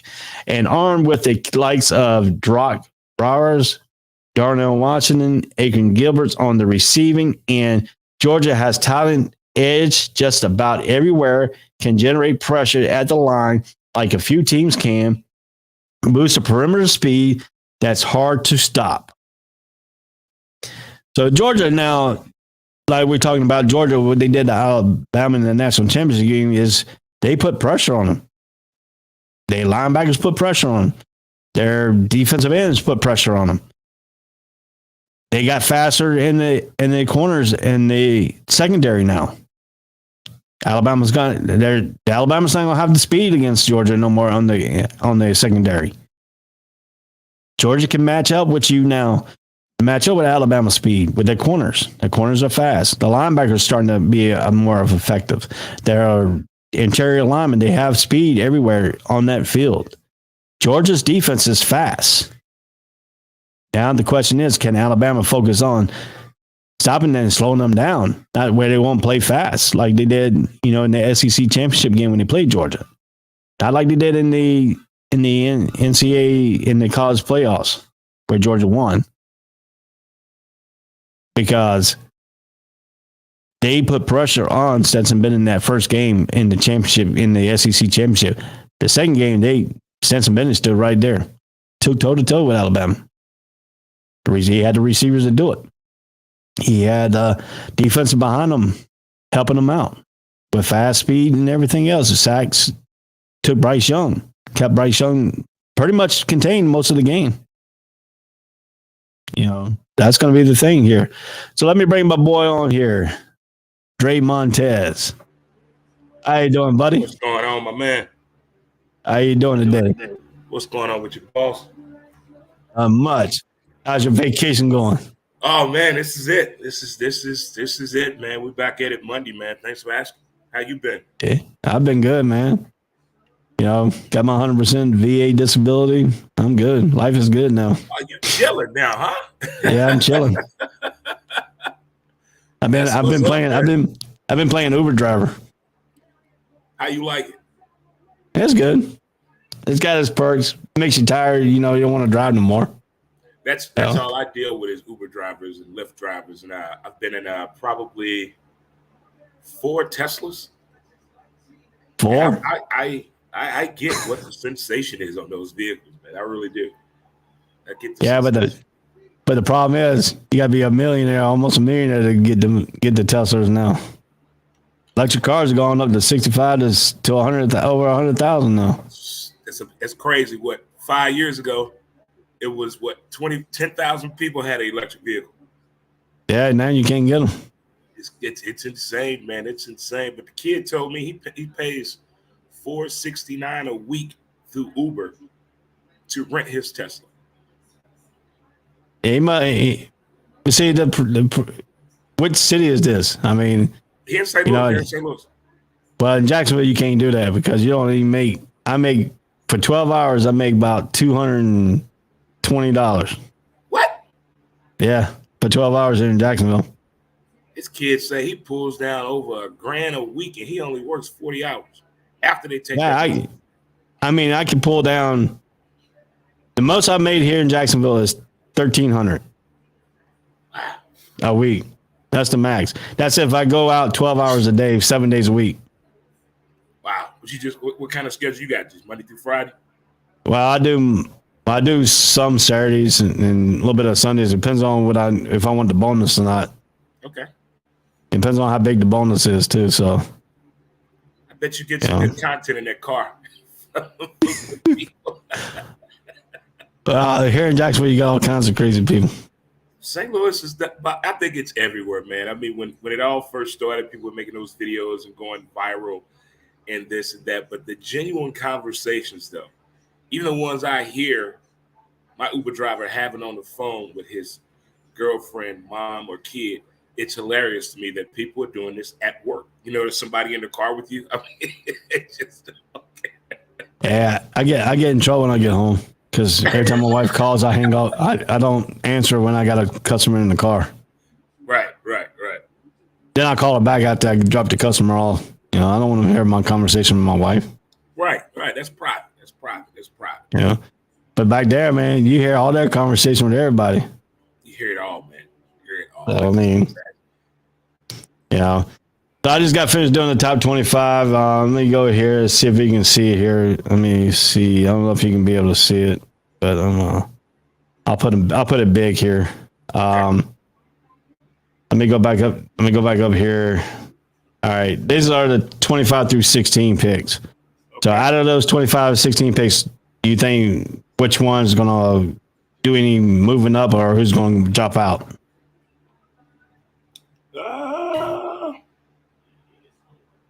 Maybe in the early part, Wisconsin and Penn State. Maybe. Because Wisconsin always doing something funky in the beginning of the season. And then they let us down in November. Right. Yeah, that looks good. Yeah, Carolina 21, not bad. Yeah. They got a little bit of question marks. They got to replace Sam Howell, and their defense is going to be a little bit better than what they were last year. They got some stout front linemen, defensive linemen. They got a good linebacking core, and their question is going to be their secondary, the younger secondary. That's going to be the question for them. Now, Pitt's got to replace Kenny Pickett. That's going to be I heard they got some nice walk-ons, though. I really did. I heard they got some nice walk-ons down there. Yeah. So Baylor Bears, do you think they're going to improve from what they did last year? See, Baylor doesn't start out strong. So probably late September, early October, they'll probably move. But I see that early part, teams get out early, get out fast, they play catch-up. So I say probably late September, early October, Baylor could possibly move, but not right now. How about Miami Hurricanes with Mario Sensabaugh coming over back to his alma mater? First season. See, that's the thing. Everybody's talking about Miami and Florida State. Like, who's the better team? I think first need to get the programs back where they need to be with both of those schools. Everybody wants to be the U and everybody wants to be the Bout in Florida State, but both of those got to take time and develop the players. Stop living off the past with those two schools. And that seems what's be happening with the fans and the players that are there. Right. And then you say Penn State and then Oklahoma State Cowboys. How they going to look?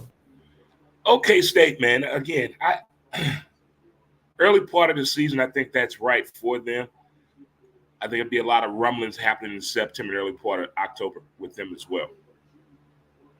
And then Oregon Ducks without Mario Sensabaugh there, with the defensive coordinator coming in from Georgia, Dan Lanning. That's not going to be a first-year success for him because we know Oregon is not a defensive school on no standards at all. So give him a couple of years to turn that defense around and get it to run the way he wants it to, maybe. But right now, Oregon is fast with that. Right. Let me see here. How about Mississippi State Bulldogs under Mike Leach? Is he going to improve that status anymore with that offensive caliber weapons he got? He could possibly do something this year. I can see that. Now, I know we tease him a lot with his wild antics and his different manja quotes he has going, but I think he could possibly put something together this year and do some damage later on in the year, but not the early part. How about Tennessee, Josh Heupel and their fans? I think Tennessee is fine exactly where they're at. So you think I got that top 25, 16 through 25 correct? Yeah, I like it. Looks good. All right. Let's move on here to the next stat here.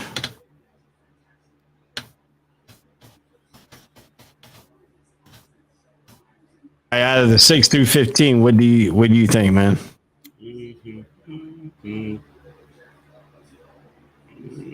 Kentucky at 11. I know what they did last year was pretty historic. I don't know if they could be a year two, but I like the preseason top 25 with them right there at 11.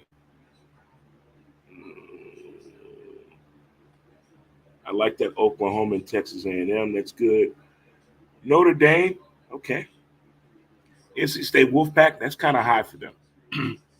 Yeah, I want to get your take on North Carolina. I got some friends probably watching online here. They're big North Carolina State fans. What do you take for their? Because they got the Player of the Year, the ACC prediction preseason, and Larry, and then they're talking about the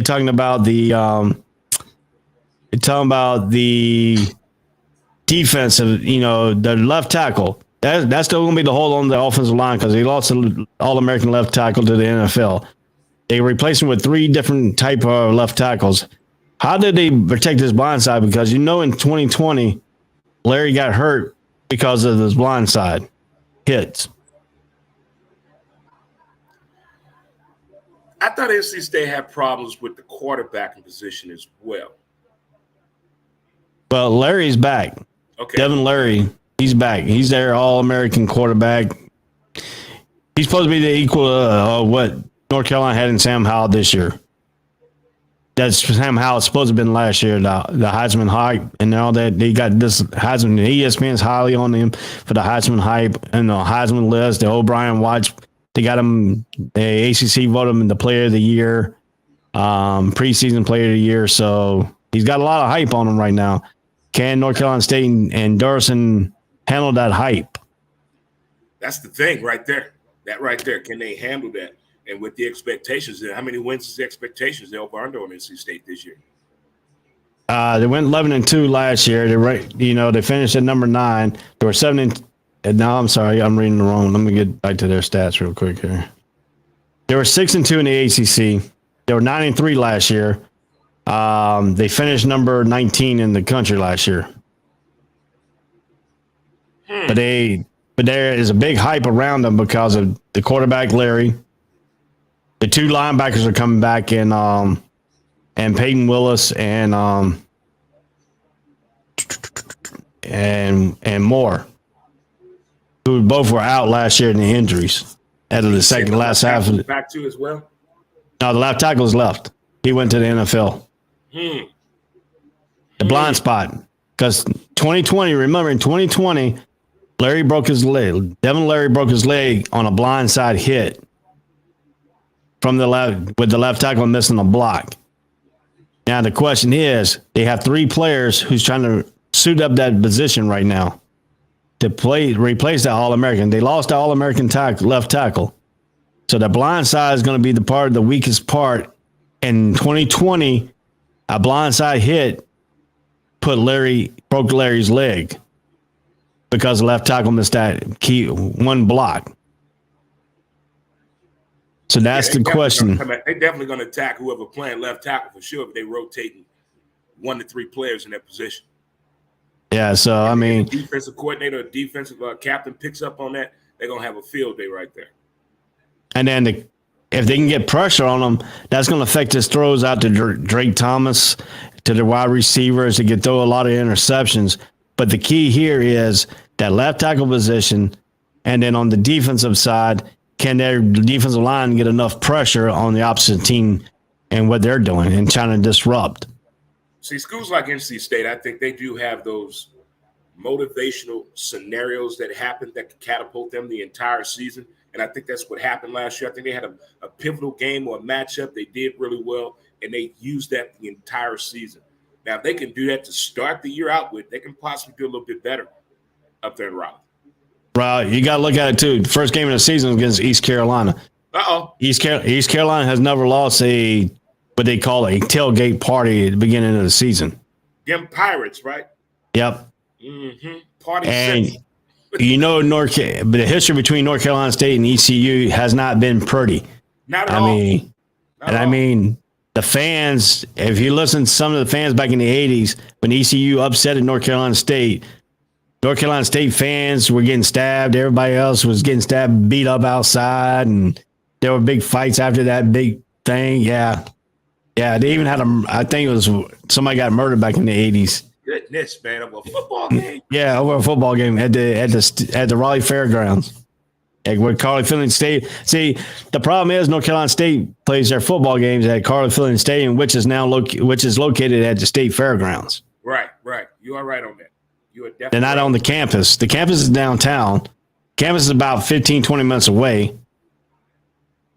And they don't play on none of their sports teams except their, other teams like their girls basketball team and all that. They play on campus. The men's basketball team play at PNC Arena, which is now located at the state fairgrounds, and the football stadium is at the state fairgrounds. So, but the question is, they have to play ECU. Now, can they reduplicate what they did at Clemson and Raleigh at Death Valley this year? No.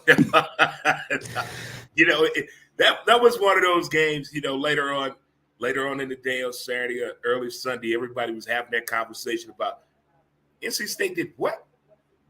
Yeah. Did they catch them slipping? I mean, how many people were out? I mean, all those scenarios came into play. I remember that game, though. That's a good recall right there. I don't see them winning in Death Valley again like that. No. I mean, the people in Raleigh think they're going to do it, but, I mean, that's just their fans. But, the question is, did they catch Clemson at the right time last year because Clemson was rebuilding? Yes, they did. They caught him at the right time to smack him in the mouth and let Dabo wake up, get that wake-up call, because for a minute, we have to admit that Dabo was smelling himself just a little bit. And he smelled it last year for sure. But I think now he's back where it needs to be, get in the right frame of mind to get that football team ready. Yeah, I believe that too. And, while we're spending a little bit of topics on NC State, because, I might have my NC State friends from different pages that are talking trash about North Carolina and all this stuff and stuff like that. So I just want to get your perspective on that. So to get a bias effective, so they can't say, hey, you weren't biased about it. But I believe that NC State, they have to beat Clemson. They have to take care of North Carolina at the end of the season, because that's always a pretty good matchup. Yeah, it is. I mean, last year game came down to an onside kick. The last 20 seconds of the ball game, Carolina gave the game away. NC State didn't really win that game; they just gave that game away. On a missed bobble of the onside kick, which the ball did or didn't touch a guy. Blah blah blah. NC State player before he went 10 yards, and then they didn't go back and replay it. Whatever. Like they did back in Clemson when North Carolina played Clemson, when they went back and replayed the onside kick and then gave Clemson the ball. Well, clearly it was on. Clearly North Carolina recovered it after 10 yards, and They still didn't overturn it. So with that, so they got to take. To me, the key games are they got to take care of East Carolina. They got to take care of Wake Forest. They have to beat Clemson, and they have to go to Chapel Hill and beat North Carolina in North Carolina. That's a whole lot. That's 4 games. That's a whole lot, though, to put. But I can turn around on Clemson. Now I can turn around on Clemson too. They got to beat NC State. They got to beat Wake Forest. They got to beat Miami. So everybody, I mean, have you heard the early talk about Miami this year?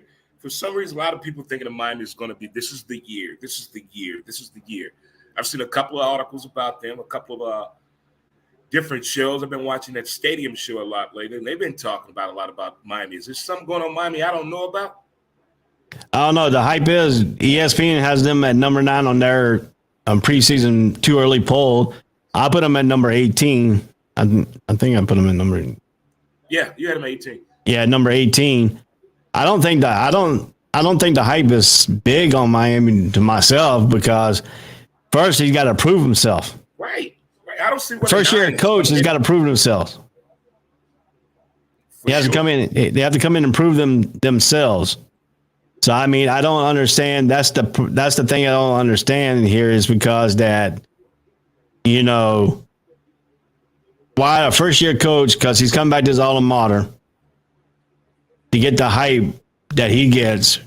I mean, I know the hype on Mac Brown because he came back to North Carolina, but he was there before at North Carolina. Right. He did very well. So that, he had to generate high. But Mario Cristobal went from Oregon.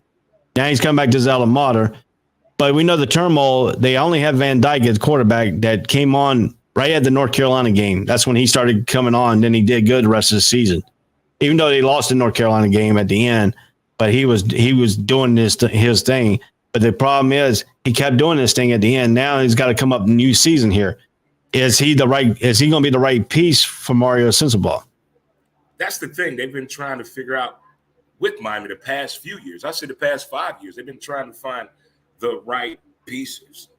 I don't understand what the listening problem is that, or why these kids don't want to play for certain coaches. Why have to be this specific coach to come back now to motivate the team? Not saying they've had all great coaches over the past 10 years down there in Miami, but they've had some coaches that tried to go in there and put a winning philosophy with these kids, but it just didn't go right at the time, I guess. But now we're in a new era of the players get to pick the coach. The players get to pick the players and tell them to come to the school and play buddy ball. So I guess we'll see if this works in college. Yeah, so I mean that, and then I put Kentucky at number 11. I think the stepping piece was last year. I think they took the step, but the key is now can they take the next step up, which is now beating Georgia, beating Florida, all in the same season. Yeah. Can he do that? Yeah, can he do that? And then look at their stuff, what they do on the SEC West schedule, SEC West schedule. Can they maintain their thing? Or is Kentucky going to take a step back? I'm hoping they take a step back because last year they went on a little run for like 3 or 4 weeks last year. They playing some really good SEC football. They really were. I mean, I'm a huge Florida Gator fan, but they really, really played good football last year, Kentucky did. But I don't see them doing it again this year. And we're looking at Texas. Somebody said Damian Hernandez put this comment up. I think ESPN got Texas highly only because of Manning. Yeah, that's the only reason. He's not even there yet. But they do have Robinson, the running back that got hurt in that Oklahoma game that turned the Oklahoma game around. They got him back, and they got Elders, who's coming in a little bit of a 5-star prospect quarterback. So I mean, they got the tools at the position at the quarterback and running back, but do they have the tools at the wide receiver and the offensive line and the defense to put it up? Can Steve Sarkisian manifest as what Kirby Smart has done at Georgia, at Texas? See, Texas, to me, man, Texas has some good football teams. I can't believe they haven't won since Vince was there. Have they had better teams since Vince won it with them? I think they've had a couple of good teams to possibly win it all, but they have a pivotal time during a rivalry week and in the month late in November. They seem to have an issue with putting W's up there and getting it. They can't finish strong. Texas has a great story, but when it comes to playing the game of college football, they stumble along and can't finish the job. Yeah. That's been Texas' thing, since after Young left. Yeah. It's the finishing what they started that momentum under Mac Brown and stuff. Now they got to maintain it, and that's been hard for Texas. Yeah, but they've had some disappointments when Charlie Strong was there. Disappointment. Right. He had players that did not want to listen to him. Can you believe that? How you don't want to listen to your coach? Hey, winning takes a lot, Winning takes a lot. Understand that. They don't understand what it takes to win. Everybody has to be in on the same page. Right. What interesting about the number 15, one of my spies that I had a hard time where I wanted to place Michigan State, I put him at number 15. But without the Keith Walker, who was the magnificent running back that transferred out of Wake Forest, came up there and ran people over and made the Spartans who they were last year, finishing 11-2, ranked number 9. They were 7-2 in the Big Ten. I gave them a 2.1% to making the college playoffs this year, but they have to replace Kenneth Walker, and they got a Peyton Thorne is back at quarterback, who threw for 240 yards with 27 touchdowns, 10 interceptions, And Jalen Reed's returning the receiver with over 1,000 yards with 10 scores and averaging 18 yards per catch. But that was mostly because Kenneth Walker's running. They have to replace Kenneth Walker. How does Michigan State do that? I'm not a big fan of Michigan State. I got to get my feelings off of how I feel about the program and just concentrate on the football team itself. I think Michigan State is going to have an even kill season this year. I think you want to call it a rebuilding process with them. I think they're trying to re-identify themselves when it comes to the Michigan State football program because they're not the same team they were 4 years ago. Let's face it. They've been going through their own obstacles and trying to reinvent themselves and become, I guess, a different type of style of football play as compared to normal Big Ten style football play. To me, that's how I think Michigan State has been doing here to me the past few years. But if I get my feelings out of there, I could possibly see them putting up a 7 to 8 win season this year. Yeah, so I mean, yeah, you got a lot of feelings in that Michigan State program. Yeah, there's a lot going on. All right, let's talk about Ole Miss Rebels and Kiffin. They lost a lot of players. Yes, but you got them ranked pretty high. Where'd you have them at 7? No, I got them at 14. 14? Yeah. 14. I guess that's pretty good for Ole Miss. That's pretty good for them. I don't know. I don't think these first-year coaches that come in with a winning style or a winning formula of a success story, I don't think all of them are going to get it done the first year. It's going to take some time to buy in due to the way now they have the time with the kids. They don't have that connection anymore because of the rules and regulations. It could be a pivotal year for Ole Miss, but again, one of those teams that could probably get a 6 or 7 win season this year under the first year. But they're playing that. I mean, you got Kiffin has been there, what, 2 years now? Yeah, 2 years. Yeah. 2 years. This is his third year. So he got one of his players there now, I think. He's got more of than one of his players. He probably got one that he really brought on. Yeah. One that he really groomed is there. Yeah. He's got his team now, so should be no excuses. Yeah, and he lost the quarterback. He's the Carolina Panthers. He's got drafted by the Carolina Panthers. I mean, they lost a lot of weapons on this team. I mean, the team finished 10-3, 6-2 in the SEC. The Rebels lost a ton of that on offense, the number 1 SEC a year ago and number 6 in college football, but scored 2 noteworthy transfers and quarterback Jackson Dart out of USC and TCU's running back Zach Evans. Yeah, so he's got those 6 to 8 wins for them. 6 to 8 wins. I don't see a 10-win season from this year. Yeah, and the team improved defensive last season and should have 6 starters back, but has to restock at the most position on defense. So he's got a lot of stocking to do. So, how about the Auburn Tigers? What happened? He just cut out. Talking about Auburn, he cut right out of there. Yeah, he really didn't like Auburn. All right, so when he comes back, yeah, here he comes. He's back now. I don't know. You started talking about Auburn. I thought you really didn't like him, so you shut the thing off.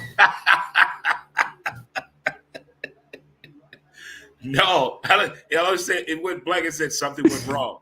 Obviously. I thought you cut yourself out. And I thought that's what you thought about Auburn Tigers.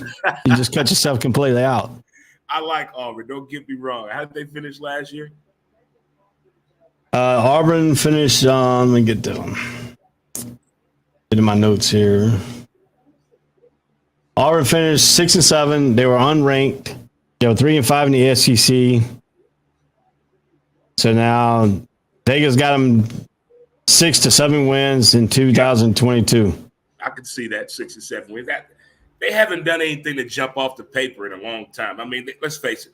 They only really, to me, get ready for 2 games a year. Alabama. And Alabama. That's it. Them the only 2 games they practice, watch game film for, and get the hype for. The rest, they don't give a damn about. They don't care. Yeah. This person here, he just came in last league title in 2013 for Auburn. Yeah. Yeah, it's been a while. Long time. I mean, I still can't believe how that Iron Bowl went when Auburn won with the kickoff. That was crazy. That was one of the wildest endings to a game I've seen in a long time. And they still show it. I mean, it's an emotional highlight. You're happy for Auburn, but then you look at the fans of the losing team and you see those videos. It's like, oh my God. Yeah. People got irate, man. Let's go to Texas A&M. I got them ranked number 7. How does an Aggie wave? They finished unranked. They were 8-4, 4-4 in the SEC. Jimbo Fisher has the recruits, the program in college football contentions, but he can still win or lose or on any given Saturday. I like Jimbo Fisher. I like the fact how he stood up to Nick Saban. He didn't back down. He's a man of his words. I love his integrity. And I think he can really turn this program around at Texas A&M. I think this year could be the year they possibly get a little bit more hype than in years past. I think now is the time for Jimbo. You've been there long enough now. Now is the time. Yeah, I agree with you. But can he be Alabama again this year? That's the thing. He wants after what he said, what was said at that coaches meeting when Nick Saban got to bitching about the money and crying and boo-booing and NIL and all this and recruiting. Jimbo Fisher took that to heart. So I think he's going to have that team more prepared this year than years past when he went against an opposing a team he had going against Nick Saban. I think he got up under his skin by that comment he made. Yeah, that's going to be. I both teams going to be fired up for that game. Then, you know, because of the comments and everything else. He threw some shade. Deion picked up on it, and coach at A&M, he picked up on it. Like, yeah, Jimbo Fisher picked up on it. Like, oh, okay. Oh, you want to say that? Oh, okay. Yeah. All right, let's get to Oklahoma with Brent Venables coming from Clemson. His first time as a head coach. He's a great defensive coordinator. How's this going to turn out? Because you got Oklahoma finished 11-2 on Lincoln Riley, 7-2 in the Big 12. How do you figure out, because they lost Lincoln Riley, they lost the quarterback Cleve Williams and Spencer Rattler to Cleve Williams and went with Lincoln Riley to USC. And then Cleve Williams went to the other USC in University of South Carolina at that place that's downtown of, Dixon Field and stuff like that. So how is Spencer Rattler going to help South Carolina? But what's more important is they got the USC transfer in Central Florida and offensive coordinator Levy, and he brought Dylan Gabriel with him. That's going to be the starting. Right? Yeah, this is going to be the starting quarterback for Oklahoma. And this is Venables' first year coaching coming from a defensive standpoint. So he's dealing with a team that's pissed that players left for obvious reasons. This could be one of those. This could be one of those years. Do this shit my way, or else. We try to do too much. That's what happens a lot the first time a defensive coach becomes a head coach in college football. Sometimes they come off a little bit too strong, a little bit too fiery. And is he going to give up the helm on the defensive side? Is he still going to have input on that? Or is he just going to focus on letting his coaches do their job and he do his job? That's going to be something to watch too. This guy, Cameron Easley Gordon, he made a good deal here. Dylan Gabriel is 25 starts at USC, 8,337 yards, 70 touchdowns, and only 14 interceptions. Not bad. Way to bring those numbers. I like that. Those are good numbers. And then he put up here, he says Alabama, Ohio State, Georgia, Clemson, Texas A&M, Michigan, Utah, Notre Dame, and Ohio State, and Oklahoma. Utah? Yeah, ESPN's got him ranked Utah at number 13. The Utes? Yeah, I didn't put him in my rankings. I understand what they did last year, but that's last year, and it's a totally different game this year. The last time the Utes was on my radar, I think Urban Meyer was there, Yeah. So The Utes. yeah. All right, let's go here. Let's go to the top 5 that I got here. We talked about all them. All right, we're gonna do these in order here. As number 5, Michigan. So, what do you think about Michigan and Jim Harbaugh and replacing Hutchinson? Oh man, that Hudson kid, he was something special. I like that story. I didn't know that about his old man. I didn't know his dad actually delivered his son. Didn't know that either. That's a hell of a deal to replace him. And Captain Khaki Pants, can he come down off his high horse? Because at one point we thought he was going to leave. There was speculation after last year, after the way the season ended. Did Michigan go too far when they finally won the big game? Was that the biggest achievement of last year? What more can Michigan do this year?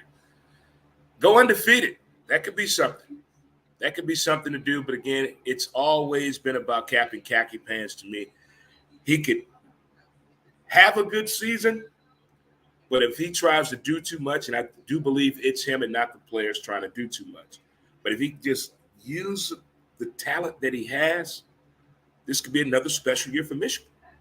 But I don't want to give up. I don't want to go too hard too early on Michigan because I like Harbaugh, and I like what he did last year with that team, and I like that kid Hudson as well, but he's gone. Who's going to replace him? Who's going to be the big name in the big house? That's the question. Can they do better than what they did last year? I don't know. Last year, you swore they won a national championship. You swore they had a Heisman winner on that team. The way they played last year and the way the fans turned it around and finally supported Captain Khaki Pants. But to beat last year's performance, I don't know, man. It's going to be a tough call. But I like the position early in the year. This is the right call with them at number 5. Yeah, and they got Kay McNamara and they got J.J. McCarthy at quarterback. They got running back Blake Kroom and Devon Edwards and the wide receiver Antrell Anthony. But can they repeat the defense they need against Ohio State? And that's going to be pass rushing that day from the defensive end who kept the pressure on C.J. Stroud. Can they reduplicate that to beat Ohio State again? That's the thing. And I've seen enough behind the scenes what Michigan does to prepare for teams. You know, the manja, the pass. Hey, gone again now. He tipped off. Talking about Michigan, I guess he got sacked by Hutchinson. There you go. Bring him back on again. Hey, you get sacked by Hutchinson? Man, what is going on here? I don't understand. Did Hutchinson come over there and hit you? I don't know what happened here. Did I get hit by a Wolverine fan? I don't know. But like I said, I admired that kid Hudson, what he did at Michigan to replace him. That's a tough task to pull, but maybe 2 players can possibly put it together and put together a scheme such as his when they play against the Ohio State University. But try to duplicate what they did last year, I think that's going to be damn near impossible. I really do. Yeah, I agree with you too and stuff like that. So let's move on to Clemson. Clemson's going to be an interesting story this year. They had an offseason last year. They finished at 14, 10-3, 6-2 to ACC. NC State beat them. That's one of their second loss and stuff like that. Most teams, I'm giving them 57.4% chance of getting to the college playoffs. Clemson only had got 9 scores against 10 picks from last year's quarterback, DJ Ukulele. What does he do this year? Does he take a step forward or does he take another step, keep the same step that he had last year? I think he has no momentum coming into the season. Not at all. For that performance. He got to figure out a way how to hype that team up. They looked so relaxed last year. They didn't look like they were enjoying playing football. Now, I don't know if that NC State game did that much damage to them, but it's like something is missing from Clemson last year. They didn't look like the same Clemson team to me that Dabo Swinney is used to putting out there on the field. They didn't have the sauce last year. I don't know what happened internally, but it was different. I understand they rebuilt last year. We get all that, but this year they got to come out with a little bit more fire, a little bit more energy to start the season. Last year, they were just a little lackadaisical. Yeah, and the defensive coordinator's are they going to keep that same scheme that Brent Venables had, and he just put a defensive coordinator into that spot? And I then think this defense coordinator going to come up with his own scheme. It's impossible to use somebody else's recipe and you don't know how to cook. all So right, I then think he's going to put his own defensive scheme into it. I think we'll know the first 2 games because Dabo not going to tolerate the BS. He's not going to put up with all that. If it's not going the right way, trust me, he's going to walk over there and do old Coach Boom. You better get that together. and they got a stacked unit with blue chip talent like Brian Breesby and Miles Murphy up front. But the big games, like I said, they got to go to Wake. NC State comes to them. They got to go to Notre Dame. And then they at home against Miami. That Wake is interesting, man. Wake is sneaky good. They're sneaky good. They'll throw 400 yards passing on you in a minute. That defense will get to you. Their special teams is something else. Wake Forest is underrated to me in the ACC. Very underrated. But what gets me with Wake Forest and is interesting is that slow mesh handoff that they do, because you don't know if Hartman's going to keep the ball, because he showed last year he can run the ball. Yeah. So that's got to give you another interesting what Clemson's got to think about too, and NC State when they play Wake Forest, because NC State and Wake Forest is the same way. Wake Forest gives NC State trouble, but that slow mesh handoff, and Hartman either pulls it and throws a quick strike. But now you got teams are already now seeing 2 years of Clawson's offense. Now, how does this year's defense for Clemson's coordinator combat that? See, that's the thing. Against Wake. They're watching game film too. They're going to see the tendencies of the defense, the linebacker trying to sneak out and bag up a little bit, the safety coming in, the corner turning sideways. They're going to pay attention to all that as well. Maybe they do something different. Maybe they speed up the handoff this time now. Maybe they drop them back in the pocket a little bit more this year than last year. They're going to make changes as well because a quarterback has growth too as well. Let me show you what I learned in off-season, coach. And they got all these programs that have these kids participate in, these quarterbacks in college football, to improve their game. But if they go with that same slow style, yeah, we're going to see a lot more interceptions and a couple of pick sixes too. Now the question is Death Valley going to be the Death Valley that gives Clemson the home field advantage? See, because last year they really didn't have to get back to.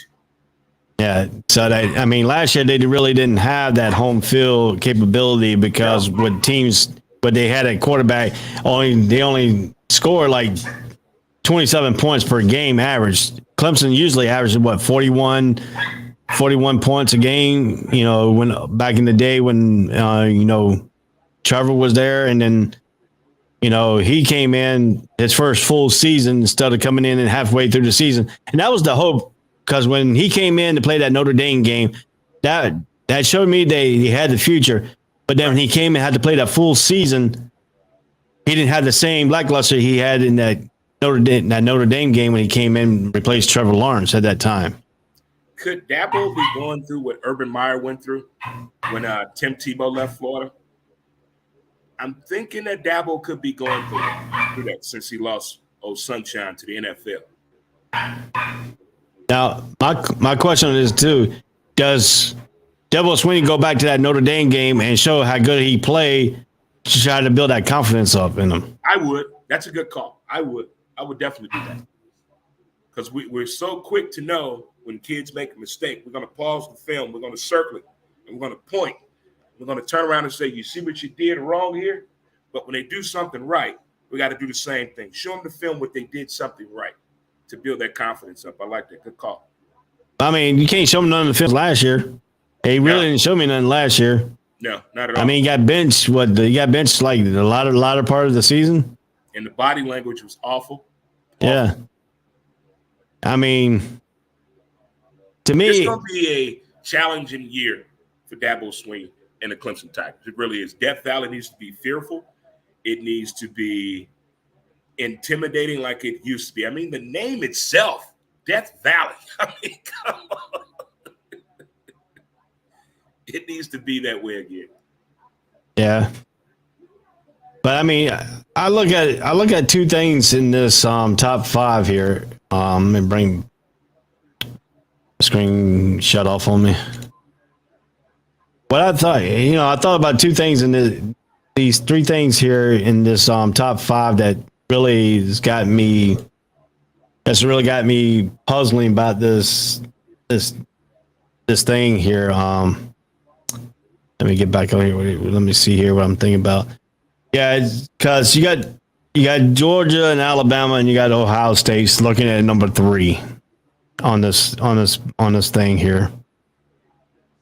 Right here, I'll bring it up. Okay. Now these top three teams slip on my top 3. I mean, if you look at it, Ohio State's got the offense, the number 1 ranked offense in the nation. You got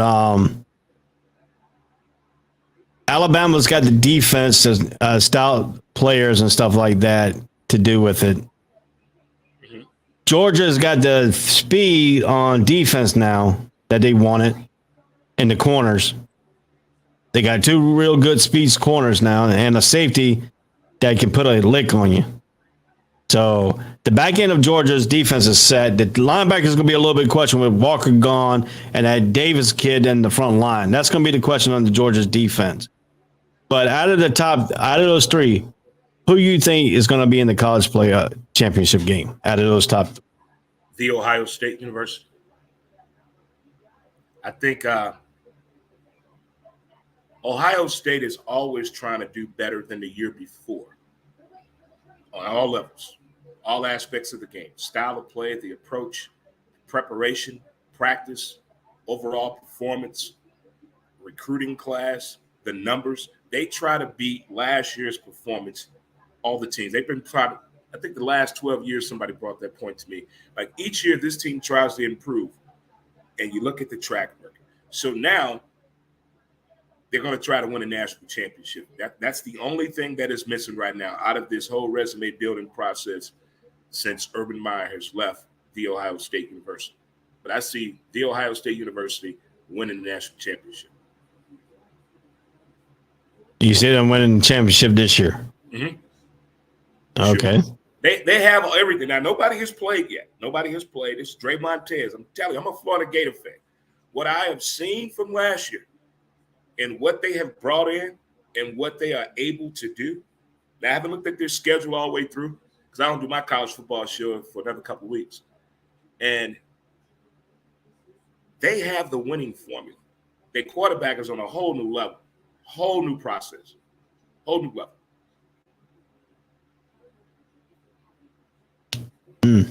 Interesting. Who do you have? I think out of those 3 teams, who do you have? I have Georgia winning back to back. Georgia problem is Alabama. That's their biggest problem. But the problem with Alabama against Georgia in that national championship game is they couldn't stop the blitz. Georgia threw a blitz in there. They couldn't stop it. Right. But the problem with the Georgia blitz is they used the linebacker and Walker to do it. They don't have that line. I don't think they have that linebacker right now. They might have it later on in the season, but right now I don't think they have that linebacker. But they do have 2 good chips defensive ends who can get around the defensive tackles. And if Alabama throws some slow tackles out there, speed's going to kill them because these guys are good in the pass rush. They can bull rush, they can speed rush, and they got good hands. Yes, they do. I mean, Georgia's very, very fast. I have a good friend, my homie Cassie. She's a huge UGA fan, huge fan. We're going to watch the Georgia-Florida game side by side this year. But if Georgia can play a little bit better than last year, they can pull off an undefeated season. Yeah. They can pull up. But they got over the hump of Alabama. Can they do it again? Can they do it again? Now, my question is Stetson Bennett going to take that next step and be that superstar quarterback? Oh, man. I think Stroud, CJ, is taking that. I think he's going to be the superstar quarterback that we've been looking for. You know, we've seen flashes of good quarterbacking play in college football, but we haven't seen that one dominant guy in a long time, the one that everybody's talking about. And I could see CJ taking that leap a little bit faster than Georgia's quarterback. All right, let me talk about your Gators now. You know, I wanted you to come on the show so I could talk to you about the Gators and then the first year head coach. Is he got the team to where he needs to be at least number 2 in the SEC East? My coach, first year. The walkthrough with the team went pretty good. His media day went pretty good. His first radio show went pretty good. His talk to the fans went pretty good. I like what he's saying. He's saying the right things. It's like meeting your daughter's boyfriend or your son's girlfriend. They're going to say the right shit they got to say. But when it comes time to play the game, I want to see what we're going to do. I have us winning 6 games this year. 6 games. I don't want to put that much pressure on them, but I need a team that's going to do better. I talked about Death Valley not being Death Valley. I talked about, who is that? Texas, Oklahoma State, losing the identity, forgetting who they are. That happened with us. We forgot who we are. When they come down there, we need them to know they're in our house. I need that old Florida football Gator back. That defense being fast. Them receivers with deer speed. I need all that back. We haven't lost that many recruiting opportunities to Miami and Florida State and Alabama and Ole Miss the way people have thought. We're still doing a great job with recruiting. But again, I got six wins coming for us this season. I really do. I wish there was a 10-win season in there and a national championship idea in there, but it's not. We're not there yet. How many years do you think this is going to take this coach to rebuild Florida? 2, 3? 2 years. 2 years. 2 years? Give me 2 years. 2 years. I say 25, we win a national championship. Now, the big question is he's got to go against Nick Saban. He's got to go against Kirby Smart in recruiting. Mm-hmm. How does he beat out those 2 guys who's already now got their program? Alabama's already been in statue. Everybody's looking up to Alabama and catching up. Kirby Smart is now getting Georgia to that point where he's almost to that Alabama-ness. You know, every year 11 wins, 1 loss, 11-0, talks. Number 1 in the top 3. I'm going to use the words of my man, Herm Edwards. We got to win the game. That's what gets recruiting, winning. Nobody wants to go to a losing program. They want to go to a program that's winning, showing opportunity, being on television. We need some of those NIL deals to really kick in for some of these athletes. And let's show them what we can bring you down here in Gainesville. That's what we need to concentrate on. Kids are going to go to Alabama, go to Alabama. They want to go to Georgia, go to Georgia. Those programs have been winning. We have been losing. That makes recruiting a little bit more challenging. So we got to put some W's up there to get the recruiters, to get the players that we need and want. Now, I got a question for you. I'm in here in Florida. They had this big freaking IMG Academy. Yes. Only located how far? An hour from Gainesville? Yeah. Down the road, all these top recruits, they go out and recruit these people from different states to come down to IGM Academy. How in the world does Florida not get these recruits and they're only an hour away? Man, we got to talk to Chris Winkie and figure out how we can get on the list on the invite too. I got to reach out and contact my man Chris Winkie, former Carolina Panther. Got to know him real well when I lived in Charlotte. I got to put a special note in his box and say, why can't we get the invite too? I feel you. It's a privilege. I mean, dude, that's an hour away. But again, I'd skipping the jump. What I've been hearing though, on these, when it comes to the quarterback in college football, you have to go to a program that fits your athletic ability. Because right now, we can't change what you've been doing for 4 years like that. They can't change it that fast. So you have to go somewhere that fits the style that you're used to. These kids go to the programs, they don't have no idea what's going on. And now they have to change. You ever listen to some of these kids that are in the NFL now and they tell you about what happened in college? Yeah. I'm doing this in high school and I get to college and now coach want me to do this. I never did that before. So it took them like a year or 2 to adjust to this. So now you're trying to change the kid who has been doing something for 4 years. And now you're the first-year coach or a second-year coach or getting your program, and now you're telling this kid, oh, that's wrong. And now you're trying to adjust him. And we got 4 weeks to work with the kid before you get on the field. That's a lot to do. That's a lot. So a lot of these kids are going into programs that's already set up for them to succeed rather than to sit back and try to learn a whole new system. Now, out of the 3 schools here in Florida State, Florida, and Miami, now the rumors around here that Miami is going to turn South Florida back into the Miami recruiting bed. It used to be Florida. It used to be Miami, then went to Florida, then went to Florida State, then went back to Florida. Now the turn is going back to Miami. Is that going to help Miami get back to that stellar performance back in the 80s when they won all those South Florida recruits?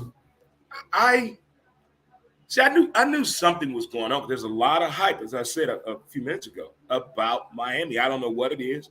I haven't seen I don't do that star recruit shit, but I haven't seen nobody that's blown me off the water, off the map, or made me stand up and cuss of seeing what he did in high school. Now this kid going to Miami. I haven't seen that yet. So I want to know what everybody else hype is. ESPN, USA Football Rankings, collegefootball.com. Why is everybody on Miami? Is it just a recruiting process? No, I can tell you what's on there is that quarterback, Van Dyke right now. Okay. But he showed at the last part of the season. That's the hype going around. They do that all the time. Yeah. Always doing something at the end of the year. Always. I'm going to keep my eye on Miami, though. I'm going to keep my eye on them and see what's really going on.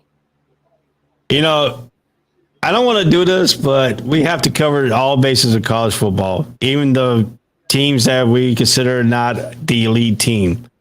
And what an interesting thing I come up with today is since the teams are 0-0, haven't played a game yet, we could talk about this team because they're not boss.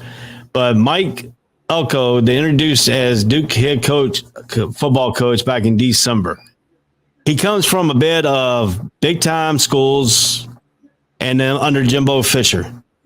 What is the culture he has to change at Duke to get them back to where Steve Spurrier had them back in the late 80s with Clarkson Hines and when they won the ACC championship and had that great team that only lost for, I think, 2 or 3 games on the Spurrier and before he left to go to Miami, when he left to go to Florida. What does he need to do to accumulate what the former coach couldn't do? You know, he had good seasons at the beginning. Then he started his tail end of his career at Duke. He started to tell him back off to where Duke used to be at the bottom of the ACC. Right. So now the interesting thing about him is he has came in and he said he has changed the food. What with the old diet? So now the question is, he's changed the food. Has the food been the problem at Duke then? Since that's the first thing he changed? Chip Kelly did that. Yeah, that could be a starting ground. Change the culture. Let's eat healthier. Let's have a cleaner workout. I could see that. Okay, we're attacking the body first. That could be a start right there. But me thinking about Duke in football is very hard to think about Duke in football. Now, don't get me wrong. They put some great defensive plans together with that football team. I do watch them from time to time on the defensive side, but what can he do to motivate Duke? What was Duke win total last year?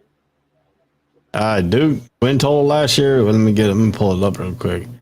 I know they only won 3 games in the ACC.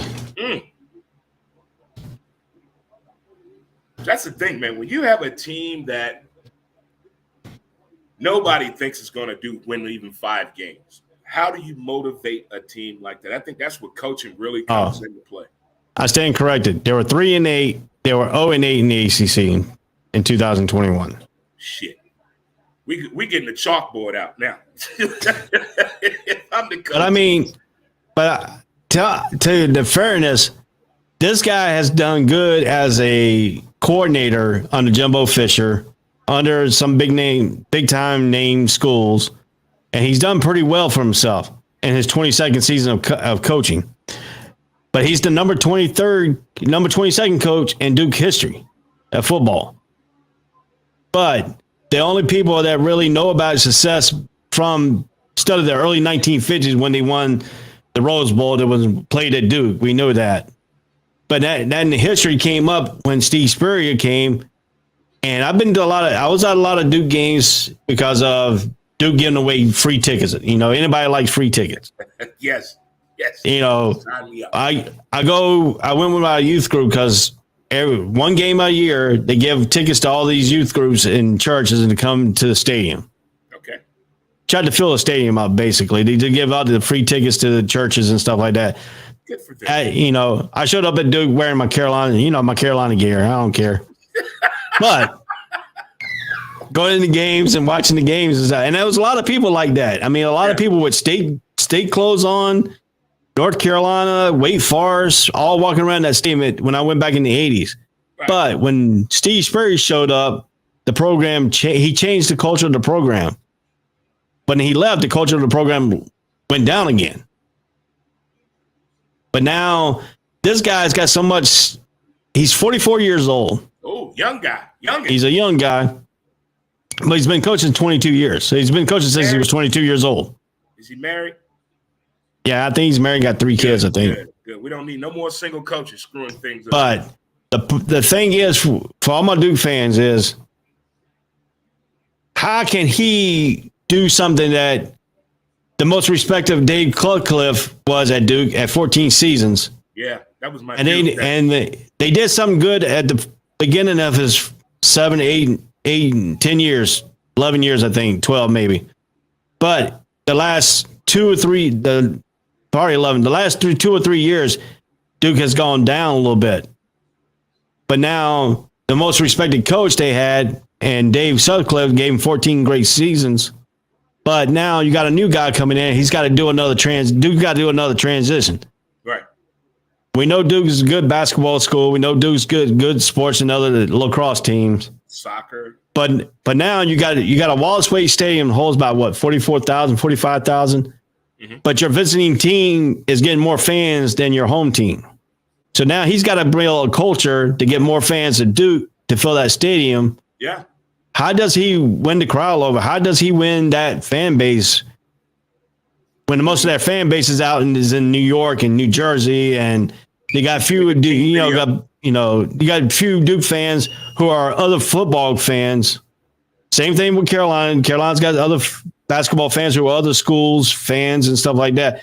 But how does he build that culture and build that talent to face the atmosphere like the basketball team has? How does he build that culture around? Notre Dame. I do a video like Notre Dame did. I do a TikTok. I learned how to do the Giddy. I would get engaged with the fan base, with the kids, with the community. I get engaged with them to let them know, hey, I'm bringing a new form of football here at Duke University. That's what I would do. Now the question: they went 3-8 last year. 0-8 in ACC.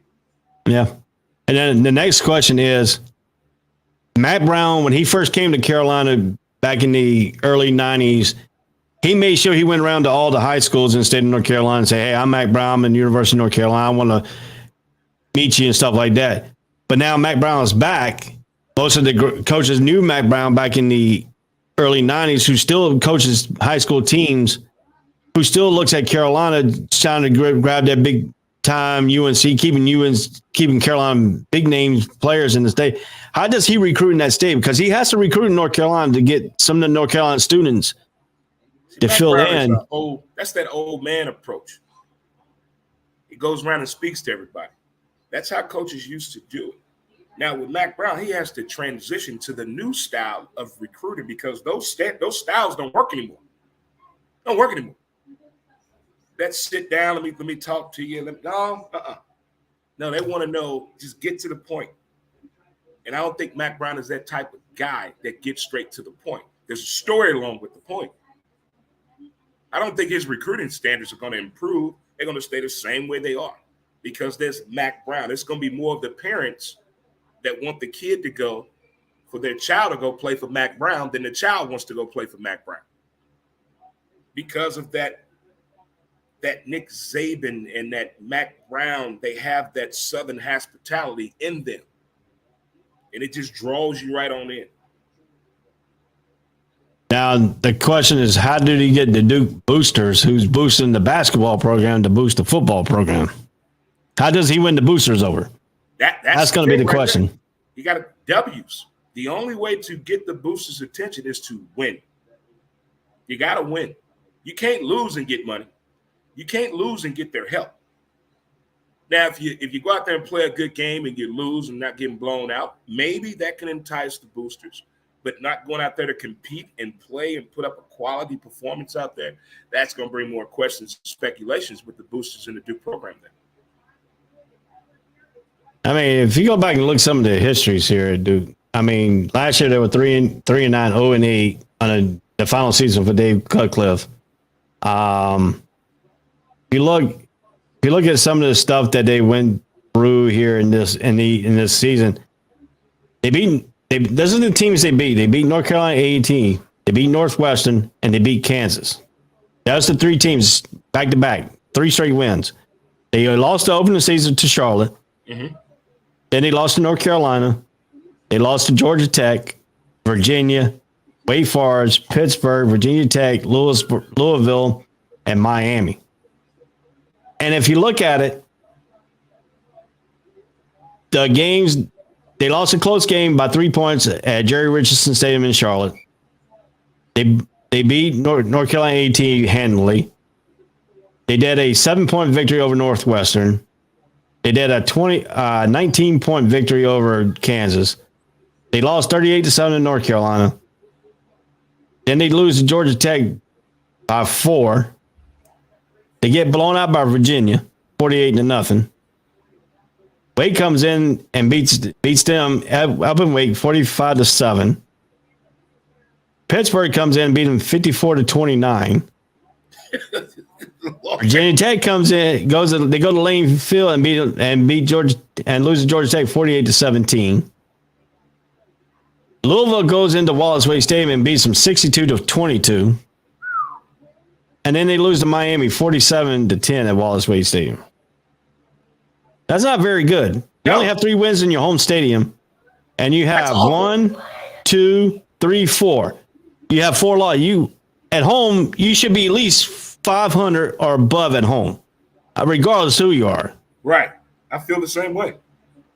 But Duke, on the other hand, is it because they're a private school and they're known as a basketball school? Some sort like North Carolina is known as a basketball school.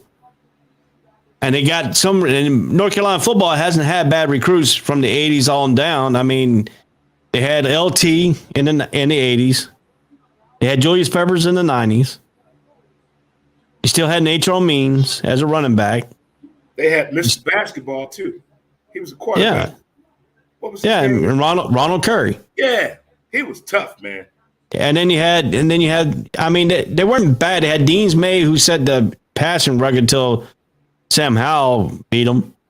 I mean, but Duke has Clarkson Hines. They had some, and they had Jurgensen, the quarterback for the Redskins. They had him on the team. Duke had some good players, but how does it Duke intertwines and try to build themselves up when they can't get some of the state of North Carolina recruits? Because Duke has to go out nationally to recruit. And when they go on a national stage, they got to go up against Georgia. They got to go against Alabama. They got to go up against Georgia. They got to go up against all these other schools who had football history. Right. Michigan. But Duke has to have some of the people from North Carolina, some of the top recruits from North Carolina to go to even to look at them, to even have a chance. And they got to beat like North Carolina and North Carolina State in the recruiting business, and Wake Forest. Now, Wake Forest is starting to get notoriety in North Carolina. Yes, they are. So they got to get some hometown recruits to go to Duke. Not the players are not elite. I'm talking about the elite players. They got to get some of the elite players. I feel as though with the NIL, that kind of helps with recruiting. And up there in Research Triangle area, where Duke University is at, there's a lot of money up there. There's a lot of money. And I'm wondering, is that part of the plan? They have a plan of action to attack this thing to help with recruiting at Duke, with connecting itself with more NIL opportunities for upcoming players. That could be a situation or a scenario for them as well. Now, to go out here to get a top 100 player to come to Duke, that's challenging. It's very challenging. And you talk about the Research Triangle Park. I understand what you're talking about because that's where I was born and raised in Houston, North Carolina, which Research Triangle Park, Raleigh was only 35 minutes. Durham was only 35 minutes. Chapel Hill was 45 minutes. Wake Forest is an hour. But Winston-Salem was an hour. But the thing about Wake Forest that people don't know is Wake Forest used to be in Wake Forest in the same county as NC State before they moved to Winston-Salem. Okay. And on the reason they moved to Winston-Salem is because Winston-Salem came down and said, hey, we got you a big lot to put your big university. Wake County won't going to give them that. Mm-hmm. So that's why they moved. That's why they moved an hour and 15 to 2 hours away. Okay. So nobody realized that Muggsy Bogues actually played in Wake Forest Forest County before they moved to Winston-Salem. He played in a high school gym because that used to be a high school. They turned it into a university. And real people don't realize that they used to play in Wake Forest, North Carolina, which is Wake County, which is insane. Which is the same thing. Wake County is also where NC State is. I know that. So, but yeah, they used to. That's why they got the name Wake Forest. Everybody want to know why they got the name Wake Forest. They were in Wake Forest, North Carolina, in Wake County. They moved up to Winston-Salem because Winston-Salem gave them a freaking nice property up there off the interstate. You can see, actually, you go up to it, you can see it. But what I'm getting at, the Research Triangle Park, North Carolina's got a leg up there, too, with a lot of alumni that are in Research Triangle Park. NC State does because with the textiles and stuff what they do, they got a lot of alumni, too. So a lot of them are feeding into North Carolina and feeding into North Carolina State.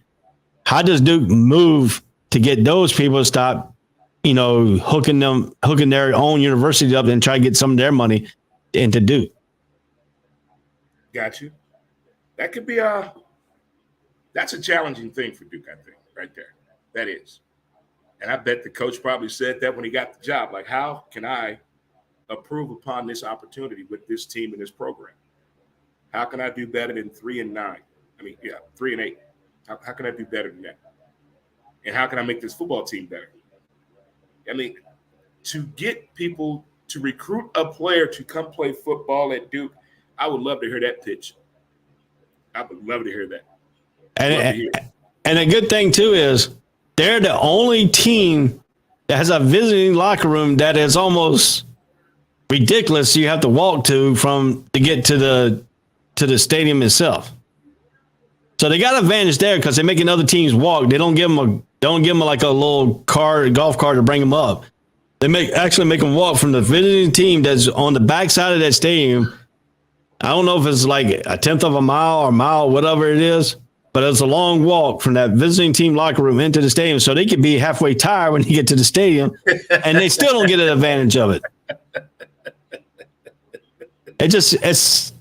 I mean, you figure that schools that had good basketball program, like Mac Brown, when he first came to North Carolina, he tapped into the basketball program.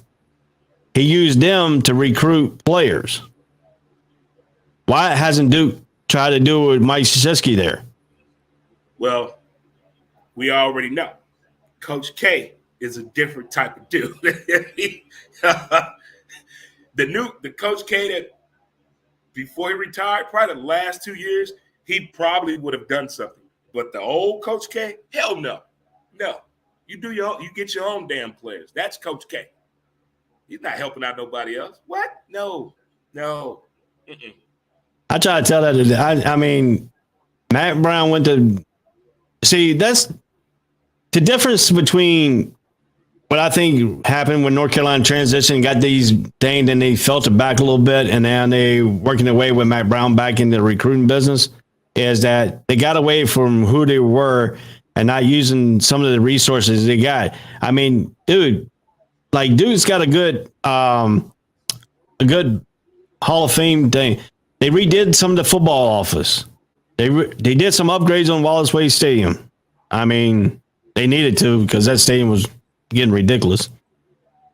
They did a lot of stuff trying to get the fans, trying to boost in the community around, handing out free tickets, trying to get people in there. to see what they think. But when they got people in there in 2021, when people were allowed back into the stadium, that's what they gave them. They gave them a nothing. They gave them an 0-8 ACC season and then a 3-win overall. What are the predictions for this year? Well, they said this coach is probably going to give them about 3 or 4 wins. Man, I wonder what's his incentive if he makes it to a bowl. I hope he got some. All right, let's see here. Let's go here. They got a list of 2022 football win totals. And right now, Duke has not even reached in the upper echelon of that. I mean, I'm trying to find them. Hold on a second. Let me see where they at. All right, here's Duke. Ready for this? Mm-hmm. Duke's odd is winning 3 games this year. They got him predicted to win 3 games? Yeah. Wow. I would show that to the whole team to pump them up. I'll blow it up, put it in the locker room. Yeah, let's see that every day. Let's see here.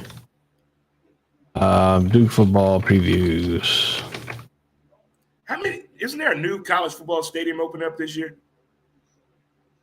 Where? I could have sworn somebody had a new football stadium, and this was the year it's supposed to be open. Now I know Jackson State is supposed to be getting a new one, but they're building one down. They're building theirs now. Here we go. Here we go. Oregon got the new locker room, and so did Georgia, Nebraska, and Alabama. They all got new locker rooms. That's what it was. All right. Let's see here. All right, Malgo brought him a stellar reputation as a defensive coordinator with recent stops at Wake Forest, Notre Dame, Texas A&M to the jobs when he took over in December. He's now in charge of the program that has not played a bowl game since 2018 and has not lost 17 of its last 18 games of the ACC. Just think about that. 2018 is the last time they made the bowl game. It's not that far off, about 4 years. But the stellar thing here is they have lost 17 of their last 18 ACC games. Damn. So they only won one ACC game in their last 18 tries. That's not good at all. Now you take it back a step further. They won going to the bowl in 6 of their 7 seasons, including winning the 2013 ACC championship, the ACC Coastal Division Championship in 2013. That's the last time Duke has won any kind of championship in football. Yeah, that's a long time ago. That's 9 years. That's a long time ago. And then this is a quote from the coach. He said, "I came here in 2014," Elko said, "and I played Duke team that was extremely talented, extremely physical, and beat us all over the field. So my experience at Duke is just that." That's when he played at Wake Forest. That's when he was a coach at Wake Forest. Wow. In 2014. So he saw something that he liked then.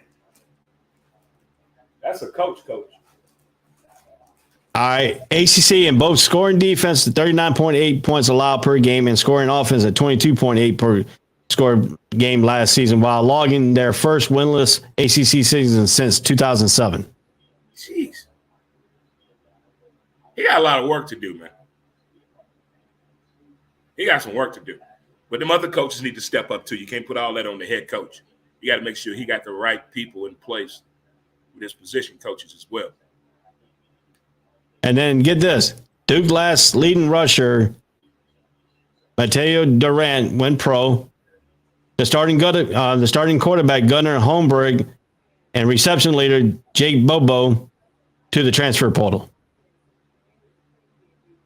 Damn.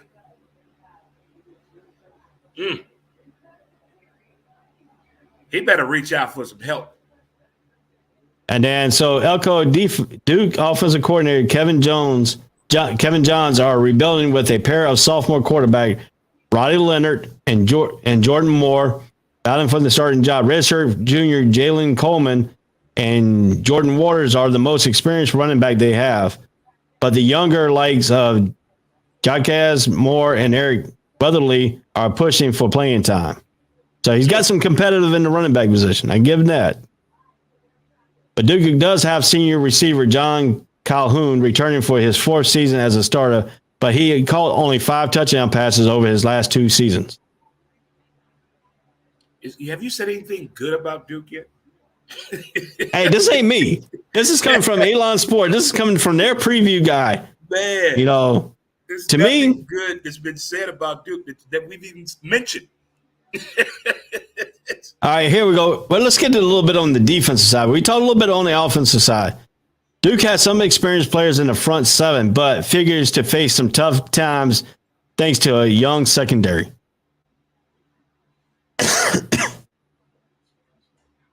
Who's their standout player on defense? Up front, defensive tackle Dwayne Carter and linebacker Shaka Hayward are back for a solid season on a unit that struggled mightily as a group. But the Blue Devils allowed an ACC worst of 517.9 yards per game, dogged by poor tackling and coverage errors. Oh, my goodness. I'll put that up on the wall, too. And, all right, this is another one they could probably put on the wall, too, is youth in secondary doesn't normally bod well, especially at the Power 5 level. And Duke's secondary figures to be a work in progress, in which leads more long days this fall. But the main experienced guy atop the depth chart existing spring practice were junior Tony Davis corner and Jalen Stinson safety, but young players like true freshman Chandler Rivers and sophomore Cameron Bergon will be asked to contribute. Yeah. Gonna need help in that secondary.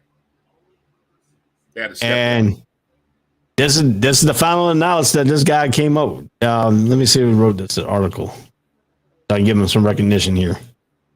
Elon Sports. They didn't give a person's name, but this was posted by elonsports.com. I'm just reading this. I'm going to go see if I can find ESPN's review too. But, you know, final analysis, Elko and his new staff takes over a program that's been the ACC worst on the field for over the last 2 seasons. So there are plenty of work to be done, but there'll be a young at quarterback and running back. So expect both Leonard and Moore to be part of Duke's plan on the offense. But Leonard is the better passer and Moore is a speedy. So they're going to have to go with 2 quarterback. They got a passer and they got a speedster. I see a lot of trick plays coming. For one, very innovative playbook there. I guess the bigger concern is on the defensive side with them. 579 yards a game. Yeah, 0.9. That we got to work. He takes a ranking, national ranking of 110. He's the 110 best program in college football. So now all that said, do we see Duke break the top 100 at the end of the season? Yes. How far up? How far up do you think they'll go? 92. So to get them to 92, they probably got to win, at least 4 or 5 games? I say 5 games. Because 6 gets you a bowl game, right? 6 gets you a bowl game. And all right, let's see here. They don't want to play, then they let a 5-win team in. Didn't that happen a few times last year? Yeah. In a couple of those bowl games, teams refused to play, and they put another team in.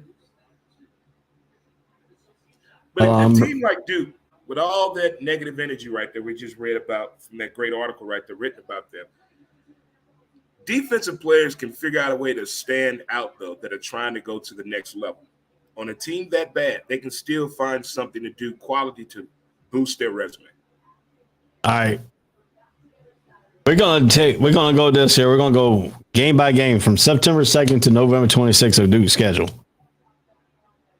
And we're gonna rate how tough it is, and we're gonna predict each game for them. And we're gonna see if we can get to the year 92 just by looking at their schedule. Ready? Go. First game of the season, they take on Temple at Duke. September 2nd. Temple. I got Duke winning that. Okay. So you got Elks winning his first game of the season. Yeah. Okay. Next game is North Carolina AT&T against Duke at Wallace Wade Stadium. The first three games are at. Hold on, I'm sorry. Take that back. Duke against Northwestern at Northwestern on September 10th. Northwestern gonna beat the shit out of them. Okay. So Northwestern gets a revenge from last year. Yeah. North Carolina AT&T against Duke on September 17th at Wallace Wade Stadium. Didn't they beat them last year? Duke beating North Carolina AT&T handily last year. Yeah, I'd take that win too as well. Let's take it again. All right. Duke beat Kansas at Duke. Now Duke's got to go to Kansas on September 24th. So you got the last place team in the ACC playing part of the last place team in the Big 12. I'm gonna take Duke now. Okay. So you got them right now at 3-1. 3-1. Yeah. Okay. Now they go into the ACC schedule on October 1st. Virginia comes to Wallace Wade Stadium. Virginia. Okay, so now they're 3-2. Duke against Georgia Tech on October 8th in Atlanta at Bobby Dodd Stadium. Georgia Tech. So now you got them at 3-3. Mm-hmm. Okay. North Carolina invades Wallace Wade Stadium on October 15th. Carolina. All right, so now they fall out of 500. Mm-hmm.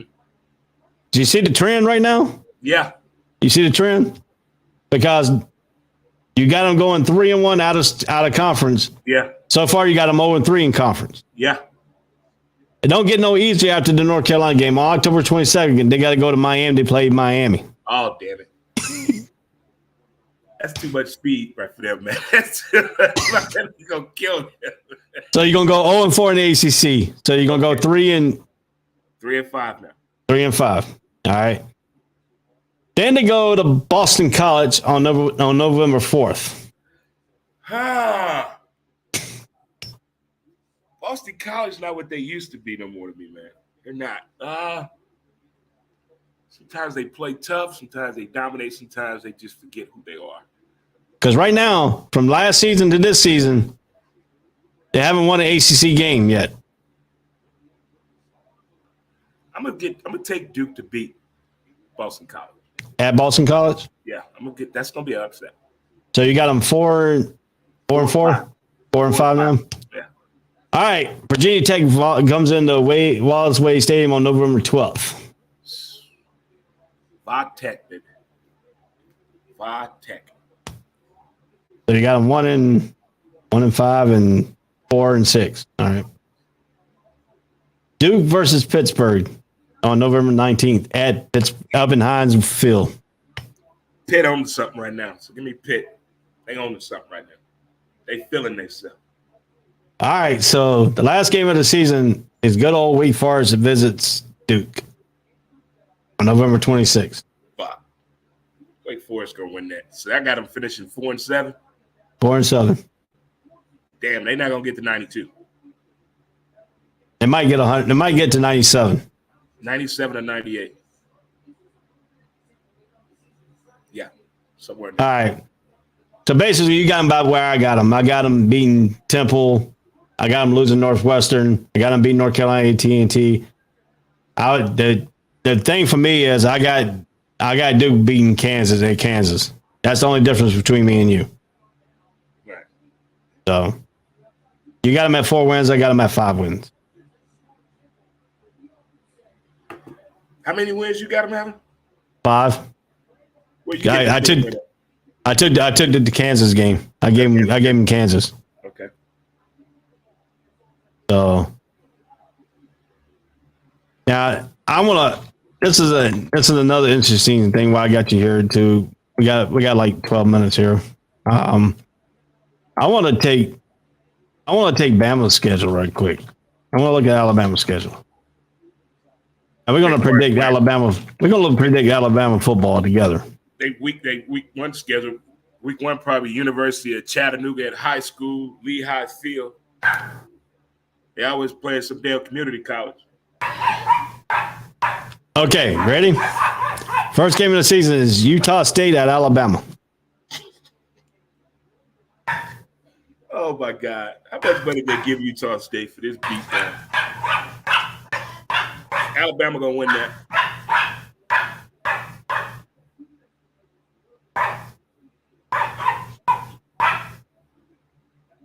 Who they got next? They got Alabama's got Texas at 12:00 p.m. in Arlington. Whoa! I don't know if it's in Arlington or if it's at Austin. It's one of those two places. Whoa! I'm taking Bama. I got them beating Utah. I got them barely beating Texas. That's gonna be a close one. Because where they're playing at. Mm-hmm. How about LA, Louisiana, Monroe? I got them after that game. Bama. Vanderbilt and Alabama. Bama. Arkansas and Alabama. In Fayetteville. Bama. Bama. Texas A&M comes in on October 8th in Alabama. Texas A&M. You got you got them going into Alabama and beating them? Mm-hmm. This is the interesting one. You ready for this one? The interesting one is after that game, they go to Tennessee. Up in Tennessee at Rocky Top. Give me 107,000 people. screaming. Give me Bama. You got Bama? All right, so far I'm with you on everything except that Tennessee game. Okay, you got Tennessee. I got Tennessee by a field goal. Okay. So right now they got 2 losses. Yep. A&M and Tennessee, back to back. Yep. When the last time Nick Saban lost back-to-back games? When he was at Michigan State. Long time ago. Actually, when he was with Miami, the Dolphins. Ah, good. All right. Nick Saban goes to take Alabama into LSU on November 5th. No, I'm sorry. They go to Mississippi State comes to them. Bama. Then it's the LSU Bama game in Tiger Stadium. Bama. The other Death Valley. Yeah, I got Bama. All right, we're in agreement right now. Alabama goes to Ole Miss. Oh, the good people down there at Old The Grove. Mississippi. Give me Bama.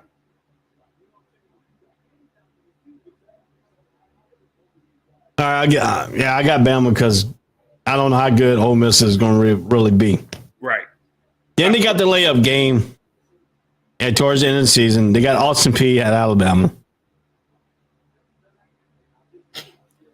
Bama. They may put up 70 on them. And then they got the Iron Bowl Uh-oh. in Alabama. Ball time. Give me Bama. All right. This is the interesting part of Alabama's schedule. The overall schedule that they play, besides Texas, they only play one strong team in the overall schedule. That's Texas. That's the strongest team they got, you think? That's the strongest team overall, on the overall side. Okay. They got a layup game in Utah State, got to come there. They got a Louisiana Monroe, and they got Austin Peay, and Texas is the only Power 5 non-conference team they play.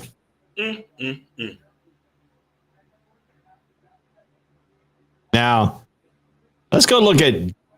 So everybody's saying we're picking on Alabama. We're going to pick on Georgia now. That's going to be interesting for you because your team's on Georgia's schedule. Oh, yeah. This is going to be an interesting conversation with you and this game. Okay, think bias. All right. You ready? Go. Okay. Oregon comes to Georgia. Like Oregon did Ohio State, go into Columbus. Will Oregon go into Georgia and beat Georgia in Sanford Stadium? Man, that's the first game of the season. Defender champions. Give me Uga. I'm going to take Uga. All right, I got Georgia too.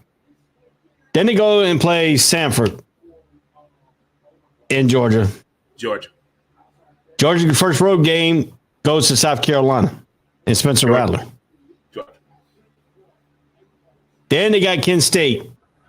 Georgia. It comes into Georgia. So right now we got Georgia winning all their games. Mm-hmm. They go to Missouri on October 1st.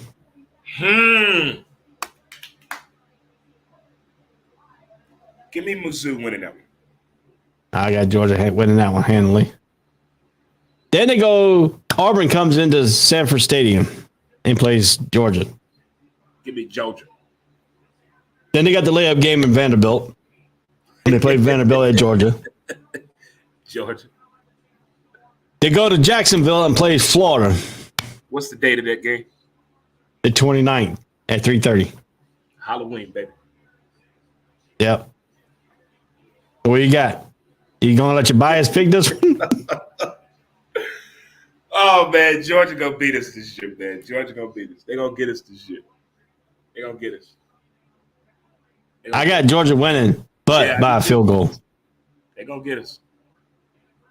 They gonna get us. You know, Tennessee comes up to Stanford after that Florida-Georgia game. Would this be a letdown game for Georgia after that Florida game? No, I don't think so. I know you high on Tennessee this year. I know you're high on those guys, but I got a feeling Georgia's gonna take care of business being a defending national champion. All right, Georgia goes to Mississippi State on November 12th. Georgia plays Kentucky on November 19th in Kentucky. Ooh, at the shopping center field. Georgia. Yeah, I'm torn about this game. I think Kentucky wins this game by a field goal. I think. And you like Kentucky and Tennessee. All right, then they play old Georgia Tech at Georgia. Georgia. I got Georgia beating them too. So I got them losing one. You got them going undefeated. No, I got Mizzou beating them. Oh, you got a Mizzou. All right, you got them. So we both got them going with one loss to the SEC championship game. That's interesting. Yeah. If everything goes according to plan, I mean, I don't think my team is going to win over 7 games, but if we do, I think that'd be awesome. I think that's pretty minimum fair to think an SEC team as Florida should win. The expectation to win 7 games. I think that's fair. Having a coach of that resume statue coming out of the Raging Cajuns, I think that maybe he can use a little bit of what he has learned over the years and apply that to our program to help us. But we've had some problems at the quarterback position, staying healthy and attacking the ball. And the indecisiveness on third downs is just atrocious. We cannot do what we did last year on third down. It was just horrible. All right, so here we go. I'm gonna do my team real quick here. Okay. All right, we got Florida A&M comes to Carolina. I got Carolina winning that game. Okay. The next game is going to be the interesting one.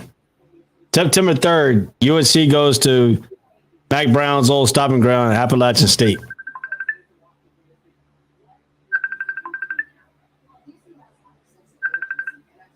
I got Carolina winning that game by 3 points because Appalachian State always plays people tough. Right. But Carolina's got an incentive because Appalachian State is the last time Carolina played Appalachian State, they lost to them in Chapel Hill.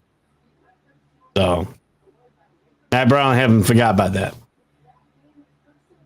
All right, UNC versus Georgia State at Georgia State. So Carolina goes back to back to a small school to now Power 5 teams. Back to back road games. They go to Georgia State. I think Carolina handles Georgia State. I think Carolina State's undefeated 3-0 at the time. The interesting thing is Notre Dame comes to Carolina. Notre Dame has a history against Carolina. Carolina can't beat Notre Dame, blah, blah, blah. I think Carolina's will be the first loss Carolina has. So I got them going 3-1. I think Carolina's up for the revenge game against Virginia Tech. What happened to them at Lane Stadium, they get them back in Chapel Hill this time. Carolina wins that game. I got Carolina right now at 4-1.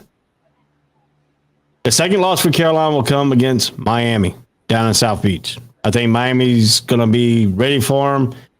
UNC beating Miami the last 2 games. So I think Miami will probably be ready for them down in Hard Rock at Miami Dolphin Stadium. So I give that. So Carolina right now is at 4-2. They're gonna handily beat Duke. I got that 5-2. Pittsburgh comes down to UNC. I think this is gonna be a good game. I think UNC barely beats Pitt by 3 points in overtime. So that's 5-2. Carolina always goes to Scott Stadium. Don't play very good against Virginia at Scott Stadium. I think Virginia wins that. I got them at 5-3. Wake Forest, it's going to be a revenge game for Wake Forest because they lost at Carolina. I think Carolina goes to Wake. It's going to be a good game. I think Wake Forest pulls it out at the end. So I got you UNC at 5-5 now? Yeah. 5-4. I got lost here, lost there, and lost. I got 1, 2, 3, 4. I got them at 5-4. I think they beat Georgia Tech at home. They make them 6-4, and I think they beat NC State because they're going to get that. They're going to get mad, and they're going to get their revenge game against NC State at Chapel Hill. So I got UNC going in 8-4. Going bowling. So yeah, I don't think they're going to miss the bowl game. I think they got a favorable schedule to get them into a bowl game. I think the toughest games they got against Notre Dame, Miami, Pitt, Wake, and NC State. And Virginia. Okay. And Virginia Tech. I think Virginia Tech's game is going to be close. I think the Miami game, they probably depends on how good the quarterback is by this time. You know, because we got the issue with the quarterback, and we got a brand new offensive line too. So, but we have a highly retired recruit on the offensive line supposed to start. He's supposed to be all of that. So we will see how that offensive line picks up. So that's why it scares me, that Appalachian State game, because they're only going to have one game going into a hostile stadium up in Boone, North Carolina. Boom. Absolutely. So, and then they go to Georgia State, but Georgia State playing in the old Atlanta Braves Stadium, Turner Field. Okay. They turned that into their home field now. No shit. Yeah. That's awesome. So. For Georgia Tech? No, for Georgia State. Georgia State. Okay. Yeah. That makes sense. That's awesome. Notre Dame. It's going to be the toughest home game, and Virginia Tech. The toughest road games are going to be Miami, Wake Forest are going to be the toughest road games they have. And they're going to have a lot of tough home games. So if they only lose one home game, I think Notre Dame, and I think they beat the rest at home. So that's interesting. So, man. Yeah. So, I mean, that's been over 3 hours now. So, you know, getting it started. Next Saturday, we'll be back. I don't know if Dre is going to join me back or not on next Saturday.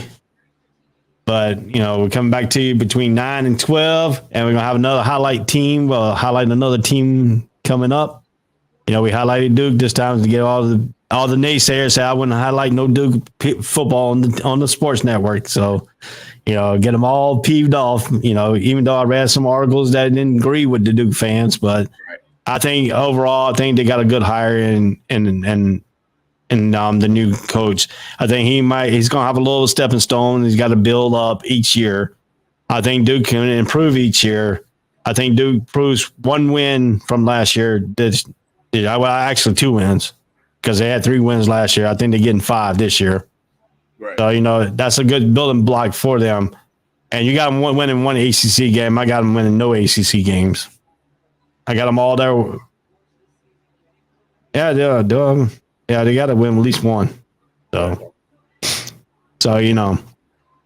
So we'll see how all this compares up, and then next week we will go down and we will pick our national champions. You think Ohio State? You said I think Georgia. So we already picked ours. So we're gonna see if it stands up next week. We're gonna put it on record next week. Okay.